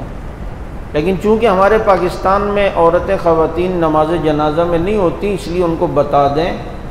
نماز جنازہ اس طرح پڑھی جاتی ہے۔ ایسا نہ ہو کہ آپ کی بیگم پہلی تکبیر میں رکوع میں اور دوسری میں سجدے میں ہو اور بعد میں دیکھ رہی ہوں باقی تو سب کھڑی ہیں، یہ کیوں نہیں سجدہ کر رہے ہیں؟ تو شرمندگی سے بچانے کے لیے انہیں پہلے بتا دیں کہ نماز جنازہ میں کوئی رکوع سجدہ نہیں ہے، تو وہ نماز جنازہ بھی جماعت کے ساتھ عورت وہاں پڑھے گی، اور ساتھ ساتھ میں نماز جماعتوں کی جو نماز ہوگی وہ بھی وہاں پر جو ہے وہ پڑھے گی۔ خواتین کوشش کریں کہ زیادہ سے زیادہ جو ہے وہاں پر اپنے ہوٹل میں قیام کریں۔ طواف کے لیے اگر کبھی آتی ہیں تو طواف کے لیے آ جائے، لیکن اس میں بھی کوشش یہ کریں، آسانی اسی میں ہے کہ چھت پر طواف کریں، کیونکہ چھت پر طواف لمبا تو پڑتا ہے لیکن رش نہیں ہوتا، اور ہم آپ کو تجربے کی بنیاد پہ بتاتے ہیں کہ حج کے ایام میں نیچے طواف کرنے میں زیادہ مشکل ہوتی ہے بنسبت چھت کے۔ نیچے طواف کرنے میں ایک طواف یعنی 7 چکر، اس میں بعض دفعہ 1 گھنٹہ 20 منٹ بھی لگ جاتے ہیں، اور اوپر جو طواف کے لیے چھت ہے وہ لگتا تو بہت بڑا طواف ہے، لیکن جو ہم نے نارمل اسپیڈ سے طواف کیا ہے وہ 5 منٹ میں 1 چکر لگتا ہے، تو اس کی اوپر رش بھی نہیں ہوتا، جس کی وجہ سے جو ہے وہ آسانی ہو جائے گی۔ اب طواف کرتے ہوئے ایک مسئلہ پوچھا ہے کسی نے، طواف کرتے ہوئے کسی کا وضو ٹوٹ جائے تو وہ کیا کرے؟ تو یہ بات یاد رکھیں، طواف کرتے ہوئے اگر کسی کا وضو ٹوٹ گیا اور اس نے 4 چکر لگا لیے تھے تو وہ جا کے وضو کرے اور واپس آ کے حجر اسود سے 5ویں چکر کو شروع کر دے۔ لیکن 4 چکر سے کم کسی نے طواف کیا تھا اور اس کا وضو ٹوٹ گیا تو اب جا کے وضو کرے، اور وضو کر کے آ کے دوبارہ جو ہے کیا کہتے ہیں، دوبارہ سے پہلے چکر سے طواف شروع کرے گا۔ اگر 4 چکر سے کم چکر لگائے اور وضو ٹوٹ گیا تو طواف بولے شروع سے دوبارہ سے کرنا ہے، لیکن 4 چکر ہو گئے اور اس کے بعد وضو ٹوٹ گیا تو واپسی پہ آپ کو اختیار ہے، یا شروع سے شروع کرنا چاہتے ہیں تو آپ کی مرضی، ورنہ 5ویں چکر سے بھی آپ شروع کر سکتے ہیں۔ طواف کرتے ہوئے جو آپ کو پاس تسبیح ہوگی تو اس کی طرف دھیان کریں تاکہ 7 چکر سے اوپر نہ ہو۔ اگر کسی نے جان بوجھ کے 8واں چکر بھی لگا لیا کہ یار 7 تو ہو گئے لیکن چلو ٹائم ہے 1 چکر تو اور لگا لوں، تو بھائی اس پر باقی 6 چکر بھی ضروری ہو جائیں گے، اس پر باقی 6 چکر بھی طواف کے ضروری ہو جائیں گے۔ اب یہ طواف کے بعد کتنی نفل پڑے گا؟ کتنی؟ 2 کر کے 4 رکعت نفل، کیونکہ ہر طواف کے بعد چاہے وہ نفلی طواف آپ کر رہے ہوں اس کے بعد 2 نفل ضرور ہے جو آپ نے پڑھنی ہے۔ حج کے اندر ہو یا کسی احرام کی حالت میں باقاعدہ مسواک کر سکتے ہیں، مسواک کی کوئی جو ہے وہ پابندی نہیں ہے، مسواک تو کرنی چاہیے۔ بلکہ پان کے متعلق مسئلہ ہے کہ پان کھا سکتے ہیں یا نہیں، تو یہ تو بہت اہم مسئلہ ہے، اس پہ تو نرمی ہونی چاہیے۔ تو اس لیے حج کے دن احرام کی حالت میں پان اگر زیادہ خوشبو والا نہیں ہے تو کھا سکتے ہیں۔ بعض ایسی پتیاں بھی آتی ہیں جن میں خوشبو نہیں ہوتی،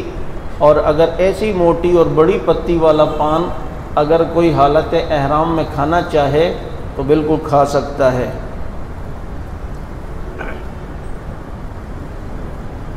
اب وہ دوسری سلائیڈ لگائیں، بس ختم ہو گیا، اب سے مدینہ منورہ کی زیارات رہتی ہیں، پانی پلا دیں، درود شریف پڑھ لیں مدینہ منورہ کی زیارات سے پہلے۔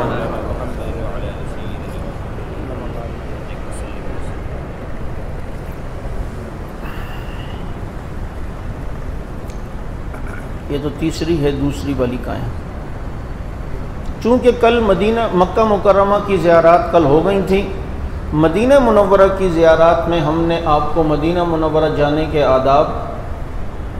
مسجد نبوی میں جب آپ داخل ہوں گے تو کیسے جائیں گے، یہ ساری چیزیں بتلائی تھیں۔ لیکن بھائی میں پھر آپ کو یہی بتلا رہا ہوں کہ مدینہ منورہ کا سفر یہ بہت نازک ہے، اسے آپ سمجھنے کی کوشش کریں۔ اگر وہاں کی بے ادبی ہو گئی تو مسئلہ خراب ہو جائے گا۔ ایسے واقعات ہیں کہ جنہوں نے مدینے کی کسی چیز کو برا کہا تو اللہ کے نبی صلی اللہ علیہ وسلم نے خواب کے ذریعے اسے نکلنے کا کہہ دیا، نکل جائیں۔ ہمارے یہاں پاکستان سے ایک جرنل گئے ہوئے تھے اور ہر چیز پہ ٹوکا ٹاکی، یار ادھر یہ کیا ہے، ادھر یہ کیا سسٹم ہے ادھر۔ اب حج کے دنوں میں 5-7 دن رہتے تھے اور ان کا پہلے سفر مدینہ میں، اللہ نے اسے حج کی توفیق ہی نہیں دی۔ ادھر کوئی ایمرجنسی ضیاء کا دور تھا، لگ گئی، ان کے پاس فون آیا، بغیر حج کے حضرت تشریف لے آئے۔ تو اس لیے ہمیں ہر وقت وہاں ڈرتے رہنا چاہیے۔ وہاں سے جب ہم آئیں تو وہاں کی مشقتوں کا ذکر نہ کریں، یا یوں کرتے ہیں اور وہ یوں کرتے ہیں، ابھی یوں پابندیاں، بھائی جو وہ کرتے ہیں ان کی مرضی ہے۔ ہمیں اللہ نے وہاں بلا لیا، اللہ تیرا یہی کرم ہے کہ تو نے ہمیں وہاں بلا لیا۔ جو آدمی وہاں کی سختیوں اور وہاں کی ان چیزوں کا ذکر نہیں کرتا، شکایات نہیں کرتا، امید ہے اللہ تعالیٰ اسے بار بار جانے کی توفیق عطا فرمائیں گے۔ اب ایک عمل ہے، چونکہ میرا ایک تجربہ ہے تو وہ عمل بھی ساتھ ساتھ میں بتاتا ہوں، کچھ چیزیں جو ذہن میں آتی جائیں گی، ابھی یہ آ گئی آپ کی برکت سے۔ اگر کوئی شخص بیت اللہ سے اب پاکستان آ رہا ہے، مکہ سے آتے ہوئے، یہ جو میزاب رحمت ہے جو کل آیا تھا بیت اللہ میں، اس میزاب رحمت کے نیچے حتیم کے اندر پڑتا ہے، اپنی انگلی سے اگر یہ آیت لکھ دے، آیت کا ٹکڑا، ان الذی فرض علیک القرآن لرادک الی معاد، امید ہے کہ اللہ تعالیٰ اسے دوبارہ حاضری کی توفیق دیں گے، اور ایسا ہوتا ہے۔ اور الحمدللہ تجربہ بھی ہے۔ ہمارے یہاں ایک شہید ساتھی ہیں، سعود شہید، انہیں بھی میں نے یہ وظیفہ بتلایا تھا، تو جب وہ آئے تھے تو میں نے ان سے، چونکہ وہ آئے تو کچھ دنوں بعد شہید ہو گئے، تو میں نے ان سے جب آئے تھے باتیں ہوئی تو میں نے کہا یہ لکھا تھا؟ کہہ رہے ہاں میں نے لکھا ہے۔ تو پھر کیا ہوا؟ کہہ رہے ہم جدہ ایئرپورٹ پہ آئے، ایئرپورٹ والوں سے ہماری ذرا تو میں ہوئی، انہوں نے ہماری فلائٹ کینسل کر دی، 2 دن بعد کی دے دی۔ تو اب ہم نے کہا یہاں کیا رہیں گے، ہم دوبارہ گئے اور دوبارہ عمرہ کیا۔ دوبارہ لکھا تھا؟ نہیں، دوبارہ تو نہیں لکھا تھا، بس اس کی قسمت میں شہادت تھی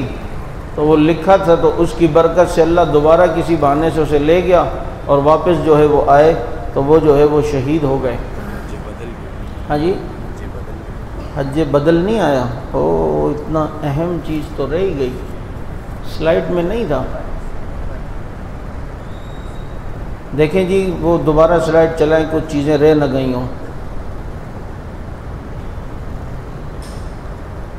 یہ رہا،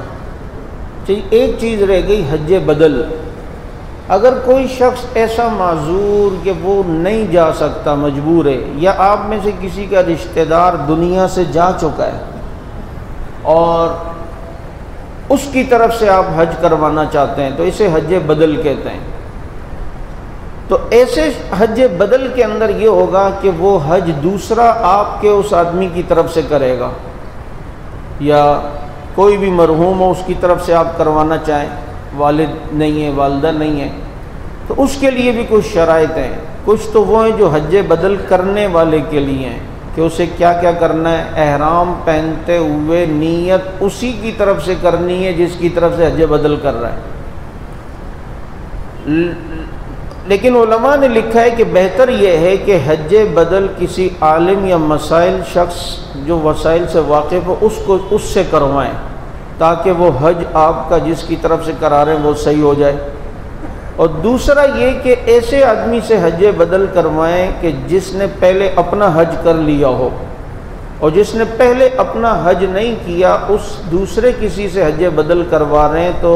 مکروہ لکھا ہے کہ یہ حج بدل پھر مکروہ ہو جائے گا۔ حج بدل کرنے والے کے لیے اصل تو یہ ہے کہ افراد کرے، لیکن تمتع کی بھی گنجائش ہے۔ اور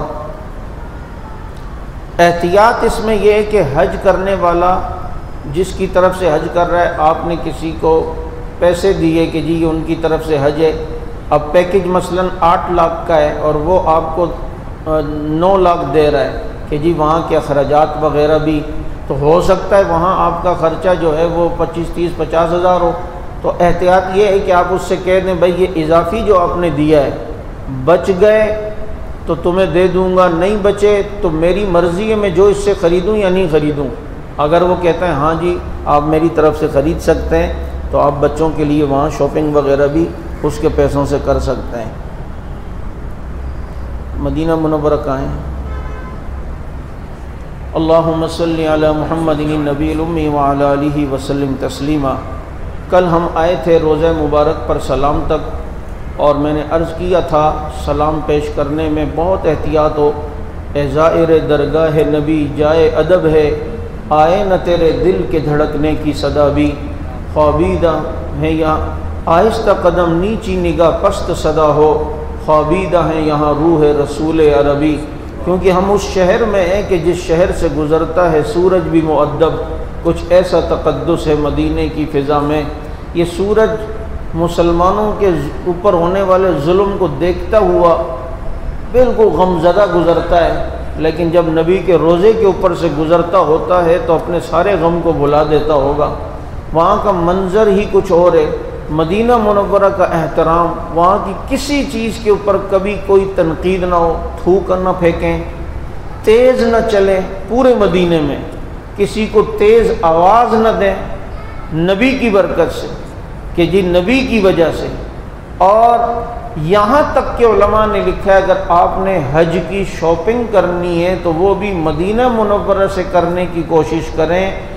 اس میں اکرام ہے نبی کا کہ ہم نبی کے پڑوسیوں کو فائدہ پہنچا رہے ہیں نبی کی وجہ سے، اور وہاں کی برکتیں بھی جو ہیں وہ بہت زیادہ ہیں۔ تو اس لیے جو ہے ہم کل آئے تھے روزہ مبارک پر سلام پیش کرنے کا، میں نے آپ کو طریقہ بتلایا تھا۔ آج مدینہ منورہ کی کچھ زیارات رہتی ہیں، یہ مدینہ منورہ کے کچھ مناظر ہیں، یہ مسجد نبوی ہے، یہ گنبد خضرہ ہے، اور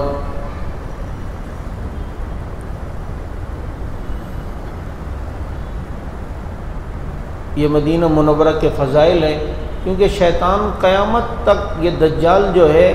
دنیا میں جائے گا لیکن مکہ مدینہ میں نہیں جا سکتا، مکہ میں بیت اللہ کی وجہ سے اور مدینہ میں نبی کی وجہ سے۔ تو پاکستان میں ادھر ادھر ہر جگہ شیطان دجال جائے گا، کیونکہ ہر جگہ نہ بیت اللہ ہے نہ نبی ہیں، تو اس لیے اور جگہوں پہ جا سکتا ہے، لیکن جہاں نبی ہیں اور جہاں پر کعبہ ہو تو وہاں دجال نہیں جا سکتا۔ اور مدینہ منورہ میں نہ دجال داخل ہوگا نہ طاعون اس میں ہوگا، اور مدینہ منورہ میں کبھی زلزلہ بھی 1400 سال سے نہیں آیا۔ جب سے حضرت عمر رضی اللہ عنہ نے مدینہ منورہ کی تھر تھراتی زلزلے والی زمین پہ درہ مارا تھا نا کہ کیا عمر تجھ پہ انصاف نہیں کرتا،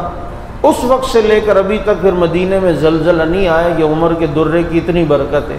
رضی اللہ تعالیٰ عنہ۔ لیکن جو حدیث میں ہے کہ قیامت سے پہلے مدینہ منورہ میں زلزلہ آئے گا اور بڑا خطرناک زلزلہ ہوگا، اور جتنے مدینہ منورہ میں منافق ہوں گے وہ سارے کے سارے نکل کے بھاگ جائیں گے۔ تو یہ مدینہ منورہ ہے جس مسجد میں نماز پڑھنا 1000 گنا اور مسجدوں کی سے زیادہ ثواب ہے، اور ایک روایت میں ہے کہ 50,000 نمازوں کا ثواب مسجد نبوی میں نماز پڑھنے والے کو جو ہے وہ ملتا ہے۔ درود شریف کی کثرت مدینے میں ہو زیادہ سے زیادہ، بس وہاں تو وظیفہ ہی درود ہے،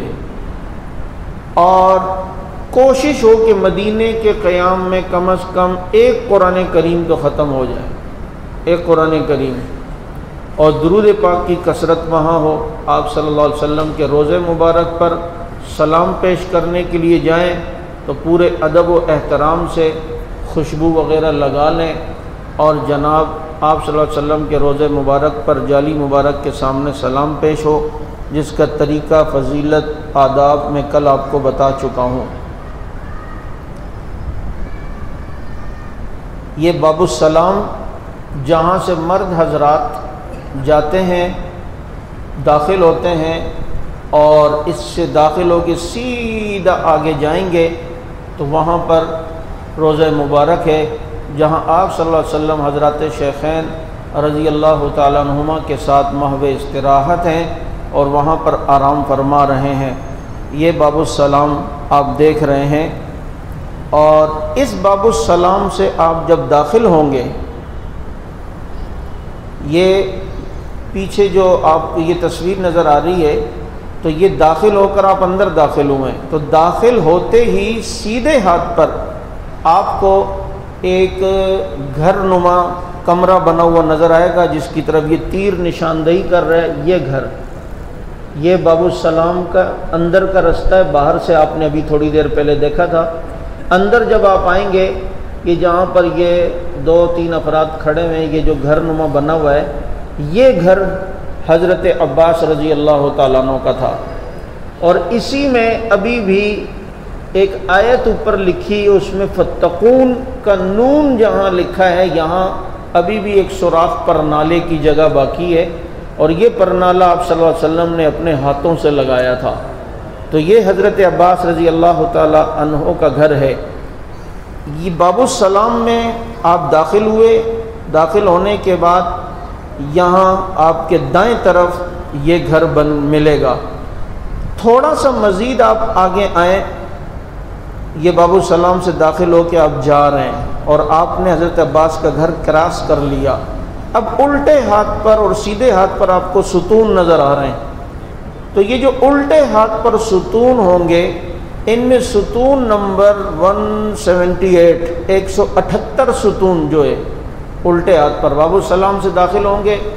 تھوڑا سا ہی آگے چلیں گے، الٹے ہاتھ پہ جو ستون چل رہے ہوں گے، اس میں ستون نمبر 178 اور 177 اس کے درمیان یہ قالین آپ کو نظر آ رہا ہے۔ اس طرح کا قالین ہوتا ہے جو اس پہ چل کے جاتے ہیں۔ اسی قالین کے نیچے اگر آپ کو موقع ملے، اس قالین کو سائڈ سے آپ اٹھائیں تو یہاں نیچے کالے پتھر کا ماربل ہے، اور یہ ترکی دور کے اندر اس کو لگایا گیا تھا کالے پتھر، تاکہ ایک واقعے کی نشاندہی ہو کہ حلب کے اندر کچھ شیعہ رافضی ایسے تھے جنہوں نے حضور صلی اللہ علیہ وسلم کے روضے سے ابو بکر اور حضرت عمر رضی اللہ عنہما کی جسم اطہر کو نکالنا تھا اور نکال کے لے جانا تھا۔ تو اس وقت مدینہ منورہ میں جو امیر تھا، انہوں نے ان کو بڑے رشوت دی، تحفے دیے، اس کو کہا آج ہم نے مسجد نبوی میں جانا ہے، وہاں کے جو متولی ہے اسے کہہ دیں کہ ہمیں تنگ نہ کریں، ہم جو کچھ بھی کریں تو ہمیں کسی قسم کی رکاوٹ نہ بنے۔ انہوں نے شیخ ثواب رحمۃ اللہ علیہ تھے، ان سے کہا کہ بھائی آج میرے مہمان آئیں گے مسجد میں، آپ نے کسی کو کچھ نہیں کہنا، وہ جو کچھ کریں۔ کہا جی کہاں سے آ رہے ہیں؟ وہ کہنے لگے حلب سے۔ وہ حلب کا جب نام لیا تو وہ سمجھ گیا کوئی گڑبڑ ہے۔ اب رات کو، اب مسجد نبی کی اس وقت اس طرح کی سیکورٹی تو ہوتی نہیں تھی، رات کو باب السلام کی طرف سے دروازہ انہوں نے زور سے نوک کیا، اور کھٹکھٹا کر اندر جب داخل ہوئے، بندے نے دروازہ کھولا تو ان کے ہاتھ میں پھاوڑے، کدالیں اور یہ سی چیزیں تھیں، اور غلط ارادے سے صحابہ کرام کی توہین کرنے کی نیت سے آ رہے تھے۔ اسی 178 ستون کے قریب اللہ نے زمین کو پھاڑا، اور سارے کے سارے صحابہ کے جو گستاخ 40 کے 40 تھے، سب کو یہیں دھسا دیا۔ یہ اس جگہ کی نشاندہی ہے جہاں پر صحابہ کرام کے گستاخوں کو اللہ نے زمین میں دھسانے کا عذاب جو ہے وہ دیا ہے۔ یہ روضہ مبارک کی تصویر دوبارہ آ گئی۔ یہ جو بڑا والا حلقہ آپ کو نظر آ رہا ہے گول، یہاں آپ صلی اللہ علیہ وسلم کو سلام پیش کرنا پڑتا ہے، اور اس سے اگلے جو آپ کو گول دائرہ نظر آ رہا ہے، یہاں حضرت ابو بکر صدیق رضی اللہ عنہ کو، اور یہاں حضرت عمر رضی اللہ تعالیٰ عنہ کو، اور وہ سلام کے صیغے اور آداب وہ میں نے بتلا دیے ہیں۔ اور دیکھیں یہ نبی کے روضے مبارک کی جالیوں کے اوپر جو آیت نظر آ رہی ہے، یہ آیت بھی یہی ہے، ان الذین یغضون اصواتهم عند رسول اللہ اولئک الذین امتحن اللہ۔ اب یہ کہ نبی کی آواز سے تمہاری آواز اونچی نہیں ہونی چاہیے۔ بھائی میں نے کل بھی کہا تھا، اب بھی کہہ رہا ہوں، خواتین جب وہاں آپ کے ساتھ جائیں، خواتین کی الگ جگہ ہوتی ہے، ان سے کہنا شور نہیں، آواز نہیں، نبی کے روضے پہ سلام کے لیے جاؤ، بالکل سانس بھی آواز نہیں ہونی چاہیے۔ یہاں جب کناتیں لگی ہوتی ہیں، مستورات کا جب ٹائم ختم ہوتا ہے تو کناتیں چونکہ مستورات کے لیے پردے کے لیے لگاتے ہیں، تو مردوں کا ٹائم پھر شروع ہوتا ہے۔ تو میں اگر کبھی مسجد میں ہوا اور کنات جیسے ہی کھلتی ہے نا تو لوگ بھاگتے ہیں، اور اس بھاگ کا اتنا خطرناک شور ہوتا ہے، آدمی کہتے ہیں کیا ہو گیا،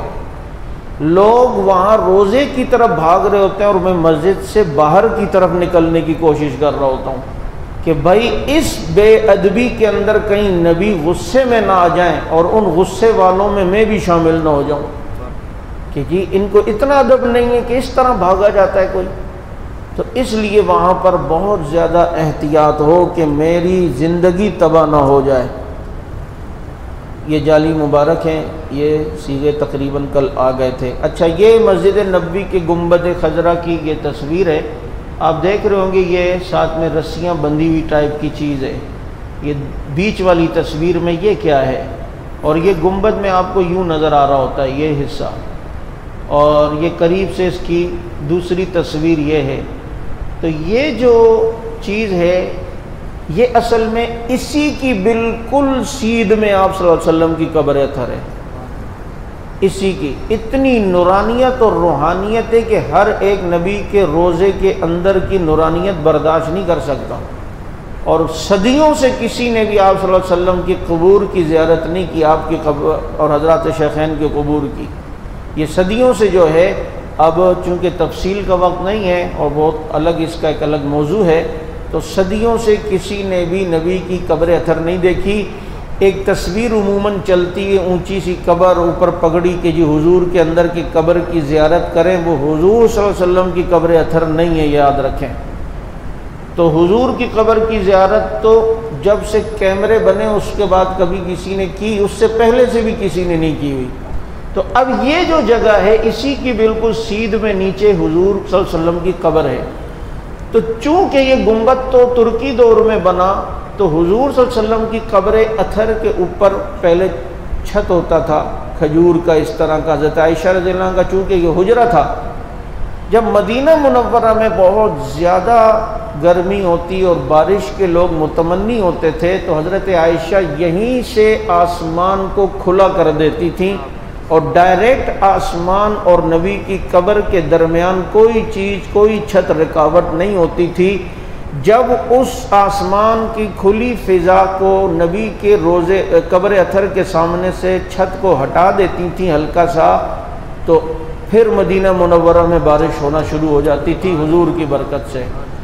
تو یہ کسی زمانے میں ترکی دور میں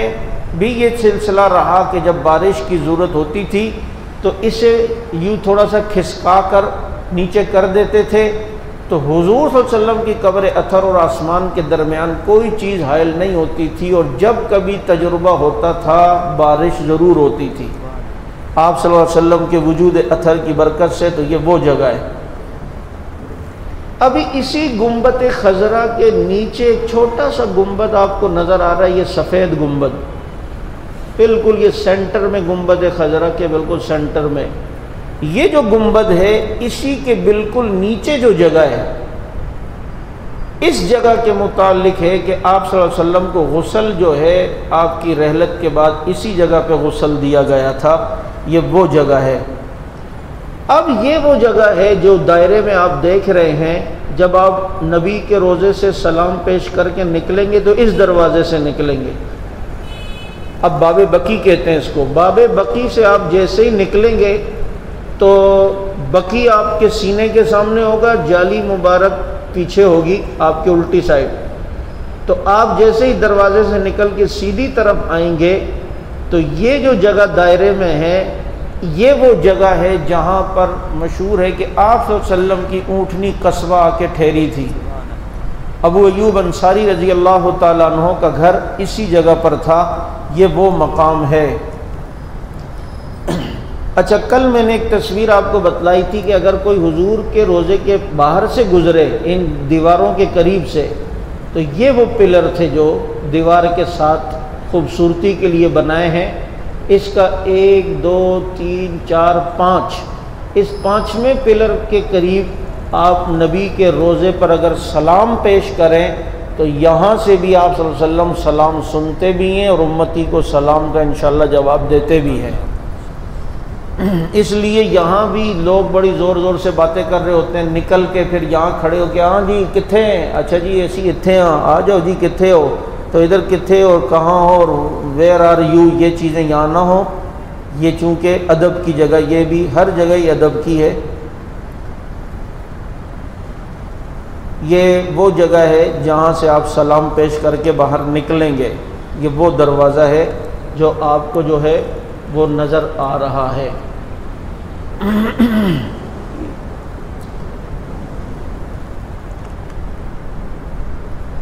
اسی کے دروازے سے نکلتے ہی آپ کو ایک جھونپڑی ٹائپ کی، یہ کمرہ ٹائپ کا لکڑی کا نظر آ رہا ہے،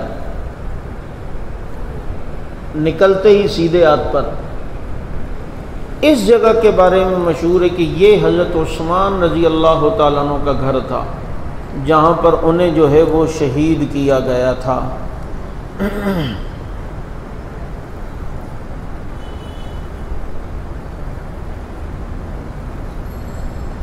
یہ چبوترا آج بھی موجود ہے اور اسی پہ کھڑے ہو کر اذان دیتے ہیں، اور یہی وہ جگہ ہے جہاں اونچی جگہ پر حضرت بلال رضی اللہ تعالیٰ عنہ بھی اذان دیتے تھے۔ یہ ریاض الجنہ جو جنت کے ٹکڑوں میں سے ایک ٹکڑا ہے، اور ہری قالین وہاں پر نشاندہی کرتی ہے کہ جہاں تک یہ ہری قالین ہے یہ ریاض الجنہ ہے۔ چنانچہ جس نے یہاں نماز پڑھی سمجھو جنت میں نماز پڑھی۔ اب یہاں آ کر کیا دعا کرے آدمی، ساری دعائیں کر سکتا ہے، لیکن بعض لوگ علماء ایسے ہیں جن کو اللہ ذہن میں ایسی بات ڈال دیتے ہیں کہ انہوں نے لکھا کہ یہاں آ کے کہ اللہ تو نے خود قرآن میں کہا ہے کہ جب جنت میں ہوگا کوئی وَلَكُمْ فِيهَا مَا تَشْتَهِي أَنفُسُكُمْ، کہ جو تمہارے دل میں ہوگا اللہ تمہاری خواہش کو پورا کرے گا۔ اللہ تو بھی سچا، تیرا نبی بھی سچا، اب میں جنت میں آ گیا ہوں نا، مجھے یہ بھی دے دے، یہ بھی دے دے۔ ربنا آتنا فی الدنیا حسنہ وفی الآخرۃ حسنہ وقنا عذاب النار۔ اللہم انا نسألک من خیر ما سألک منہ نبیک محمد صلی اللہ علیہ وسلم ونعوذ بک من شر ما استعاذک منہ نبیک محمد صلی اللہ علیہ وسلم وانت المستعان وعلیک البلاغ ولا حول ولا قوة الا باللہ العلی العظیم۔ یہ ریاض الجنہ ہے، یہاں بھی آپ نے نماز جو ہے وہ انشاءاللہ پڑھنی ہے۔ اب ریاض الجنہ میں ستون بھی ہیں، چونکہ اس سال رش کی وجہ سے آپ کو تھوڑا سا ریاض الجنہ میں نماز پڑھنا بہت مشکل ہوگا، پڑھ تو لیں گے لیکن ٹائم بہت لگے گا۔ یہ ہمارے ساتھی جن کی طرف سے آج آپ کی دعوت کا اہتمام بھی ہے، ابھی کچھ ہی دن پہلے عمرے سے آئے ہیں، انہوں نے مجھے کل بتایا کہ جی یہاں پر بہت 3-4 گھنٹے بعد نمبر آ رہا تھا، لائن بڑی لمبی لگاتے ہیں۔ یہ کرونا بھی جو ہے نا مصیبت بنا ہوا ہے، اللہ اس کرونا سے اور رونا ان سے جان چھوڑا دے۔ یہ ستون ریاض الجنہ میں آپ کو نظر آئیں گے۔ ستون ابی لبابہ، یہ وہ جگہ ہے جہاں ابو لبابہ رضی اللہ تعالیٰ عنہ نے اپنے آپ کو باندھ دیا تھا، اور جب ان کی توبہ کا اعلان ہوا تو انہوں نے کھولا اپنے آپ کو، نبی علیہ السلام سے کھلوایا تھا کہ آپ کھولیں۔ چنانچہ یہاں ستون ابی لبابہ پر مغفرت کی دعا کثرت سے ہو۔ یہ ستون عائشہ ہے۔ ستون عائشہ اس لیے کہ اللہ کے نبی صلی اللہ علیہ وسلم نے حضرت عائشہ رضی اللہ تعالیٰ عنہ سے فرمایا تھا کہ اس جگہ پر ایک جگہ ایسی ہے جہاں غالباً فرمایا نماز قبول ہوتی ہے یا دعا قبول ہوتی ہے، یہ وہی جگہ ہے، تو لہٰذا یہاں بھی دعا کی جائے۔ یہ سارے ستون ہیں، چونکہ وہاں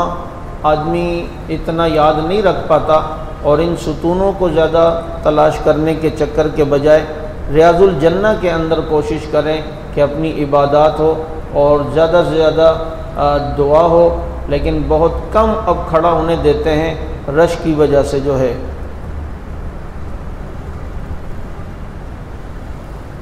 یہ روضہ مبارک کا بالکل بیک سائڈ ہے۔ پہلے آپ نے جہاں سلام پیش کیا تھا وہ روضہ مبارک کا فرنٹ ہے، یہ بالکل بیک سائڈ ہے، اور خواتین یہاں سے جو ہے نہیں، یہ وہ جگہ بھی نہیں ہے، بلکہ یہ آپ ریاض الجنہ میں جب کھڑے ہوں گے تو یہ آپ کے الٹے سائڈ پہ پڑے گا یہ ایریا، اور یہ وہ جگہ ہے جہاں آپ صلی اللہ علیہ وسلم کا سر مبارک اسی سائڈ پر ہے۔ یہ اصحاب صفہ کا چبوترا یہاں مشہور ہے، لیکن بعض علماء کہتے ہیں اصحاب صفہ کا چبوترا یہ نہیں ہے بلکہ ایک دوسری جگہ تھا، لیکن بہرحال ترکی حکومت نے اپنے دور میں یہاں بنایا تھا۔ یہ وہ جگہ ہے جہاں حضرات صحابہ کرام آپ صلی اللہ علیہ وسلم سے پڑھا کرتے تھے۔ یہ وہ جگہ ہے جو میں بھی بتلانا چاہ رہا تھا، خواتین یہاں سے سلام پیش کرتی ہیں۔ یہ بالکل روزے کے بالکل بیک سائڈ کی جگہ ہے، فرنٹ پہ تو جالی مبارک ہے جہاں سے سلام مرد پیش کرتے ہیں، اور خواتین اس جگہ سے، اور یہ وہ جگہ ہے جو مقام تہجد کہتے ہیں کہ آپ صلی اللہ علیہ وسلم تہجد اس جگہ پہ پڑھتے تھے۔ اور یہ جو مقام تہجد، جہاں تہجد کا دال آپ کو نظر آ رہا ہے، تہجد کا جو دال لکھا ہوا ہے اور تیر کے نشان کی ابتدا ہو رہی ہے، یہ حضرت فاطمہ رضی اللہ تعالیٰ عنہ کا بھی گھر ہے۔ یہیں حضرت فاطمہ حضرت علی رضی اللہ تعالیٰ عنہ رہا کرتے تھے۔ جنت البقیع، یہ اس کا فضائی منظر ہے، مدینہ منورہ کا قبرستان، یہ جنت البقیع ہے جس کا فضائی منظر آپ دیکھ رہے ہیں۔ یہ دیکھیں کیسی سنت کے مطابق وہاں قبریں۔ ہمارے یہاں تو بلڈنگیں بنتی ہیں، مقابلہ ہوتا ہے، تیرے ابا کی 2 منزل ہے تو میں اپنے ابا کی 3 منزلہ بناؤں گا، حالانکہ ایک بالش سے اونچی قبر نہیں ہونی چاہیے، اور قبر درمیان سے کچی ہونی چاہیے۔ پکی قبر پر 40 سال رحمت کا ایک قطرہ بھی نہیں برستا، اس لیے قبر کو کچا رکھنا چاہیے۔ مدینہ منورہ میں ایک اہم زیارت وہ جبل احد، اور احد کا پہاڑ وہ ہے جس سے اللہ کے نبی کو بڑی محبت تھی، اور آپ نے فرمایا یحبنا ونحب، یہ پہاڑ ہم سے محبت کرتا ہے اور ہم اس پہاڑ سے محبت کرتے ہیں۔ 8 کلومیٹر پہ پھیلا یہ وہ پہاڑ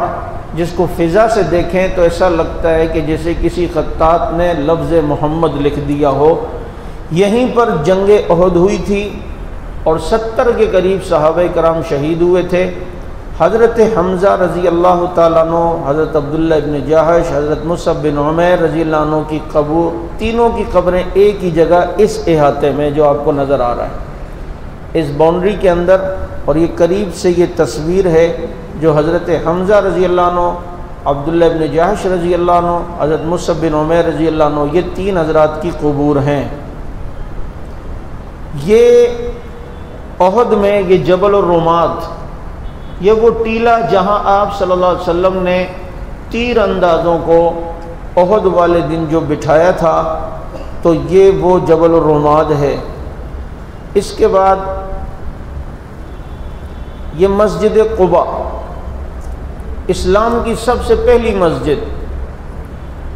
اور آپ صلی اللہ علیہ وسلم نے اس کی بنیاد رکھی، اور یہ وہ مسجد ہے کہ حضور نے جس کے بارے میں فرمایا کہ جو اپنے گھر سے وضو کر کے مسجد قباء میں آئے اور 2 رکعت نفل پڑھے، اللہ تعالیٰ اسے عمرے کا ثواب دیتے ہیں۔ تو اس لیے آپ جب مدینہ منورہ میں ہوں تو اپنے زیارت کے لیے جائیں تو قباء کی بھی زیارت کرائی جاتی ہے، تو ہوٹل ہی سے وضو کر کے جائیں، کیونکہ اس میں آپ نے یوں فرمایا کہ جو اپنے گھر سے وضو کر کے جائے اور وہاں 2 نفل پڑھے اسے عمرے کا ثواب ملتا ہے۔ تو وہاں سے آپ اچھا، آپ صلی اللہ علیہ وسلم کی جو اونٹنی مبارک تھی نا، جب مدینہ منورہ میں آئی، طلع البدر علینا من ثنیات الوداع، یہ کہہ کر استقبال ہوا، تو اونٹنی مبارک یہاں ٹھہری تھی۔ ایک تو حضرت ابو ایوب انصاری، لیکن یہاں سب آئے تھے اور کہنے لگے ہمارے گھر ہمارے گھر، تو وہ اونٹنی یہاں ٹھہری مسجد قباء جہاں بنائی گئی ہے۔ اور وہ کہاں ٹھہری تھی؟ یہ محراب آپ دیکھیں، جب مسجد قباء میں جائیں گے تو یہ محراب ہے۔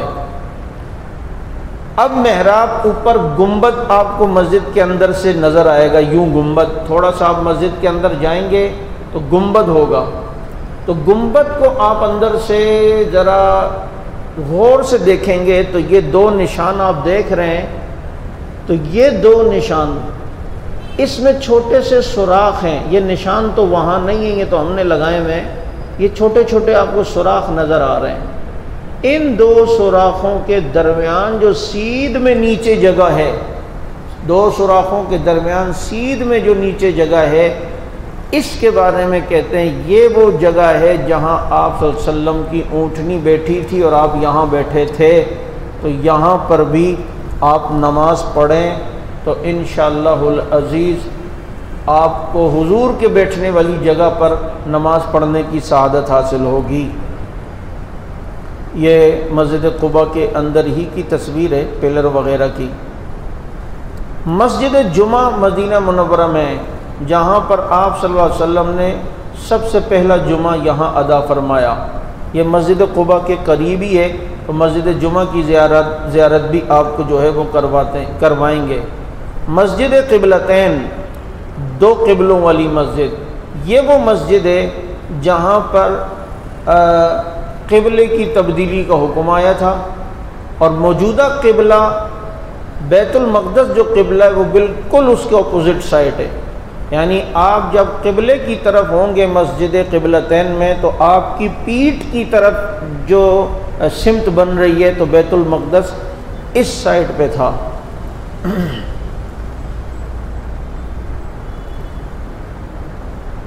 یہ مسجد سقیہ، یہ بھی جو ہے کیا کہتے ہیں مدینہ منورہ میں ہے، اور غزوہ خندق، جہاں پر غزوہ خندق ہوئی تھی وہاں بھی آپ کو لے کے جائیں گے، اور وہ خندق کا میدان بھی آپ دیکھیں گے، اور ادھر 7 مسجدیں بنی ہوئی ہیں، اور وہ 7 مسجدیں، اس میں ایک مسجد فتح ہے، یہ وہ جگہ ہے جہاں آپ نے غزوے کی فتح کی دعا فرمائی تھی، تو ادھر اب مسجد بنا لی، مسجد کا نام مسجد فتح ہو گیا۔ اس کے ساتھ مسجد اجابہ، یہ وہ مسجد ہے، یہ روڈ کے اوپر آپ کو ملے گی، یہ وہ مسجد ہے جہاں آپ صلی اللہ علیہ وسلم نے 3 دعائیں مانگی تھیں، 2 قبول ہوئی تھیں، 1 قبول نہیں ہوئی۔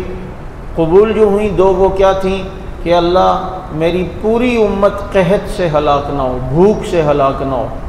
قبول ہو گئی۔ اللہ میری پوری امت کسی ظالم کے ظلم سے ہلاک نہ ہو، کوئی ایسا ظالم مسلط نہ ہو جو انہیں ہلاک کر دے، یہ بھی قبول ہوئی۔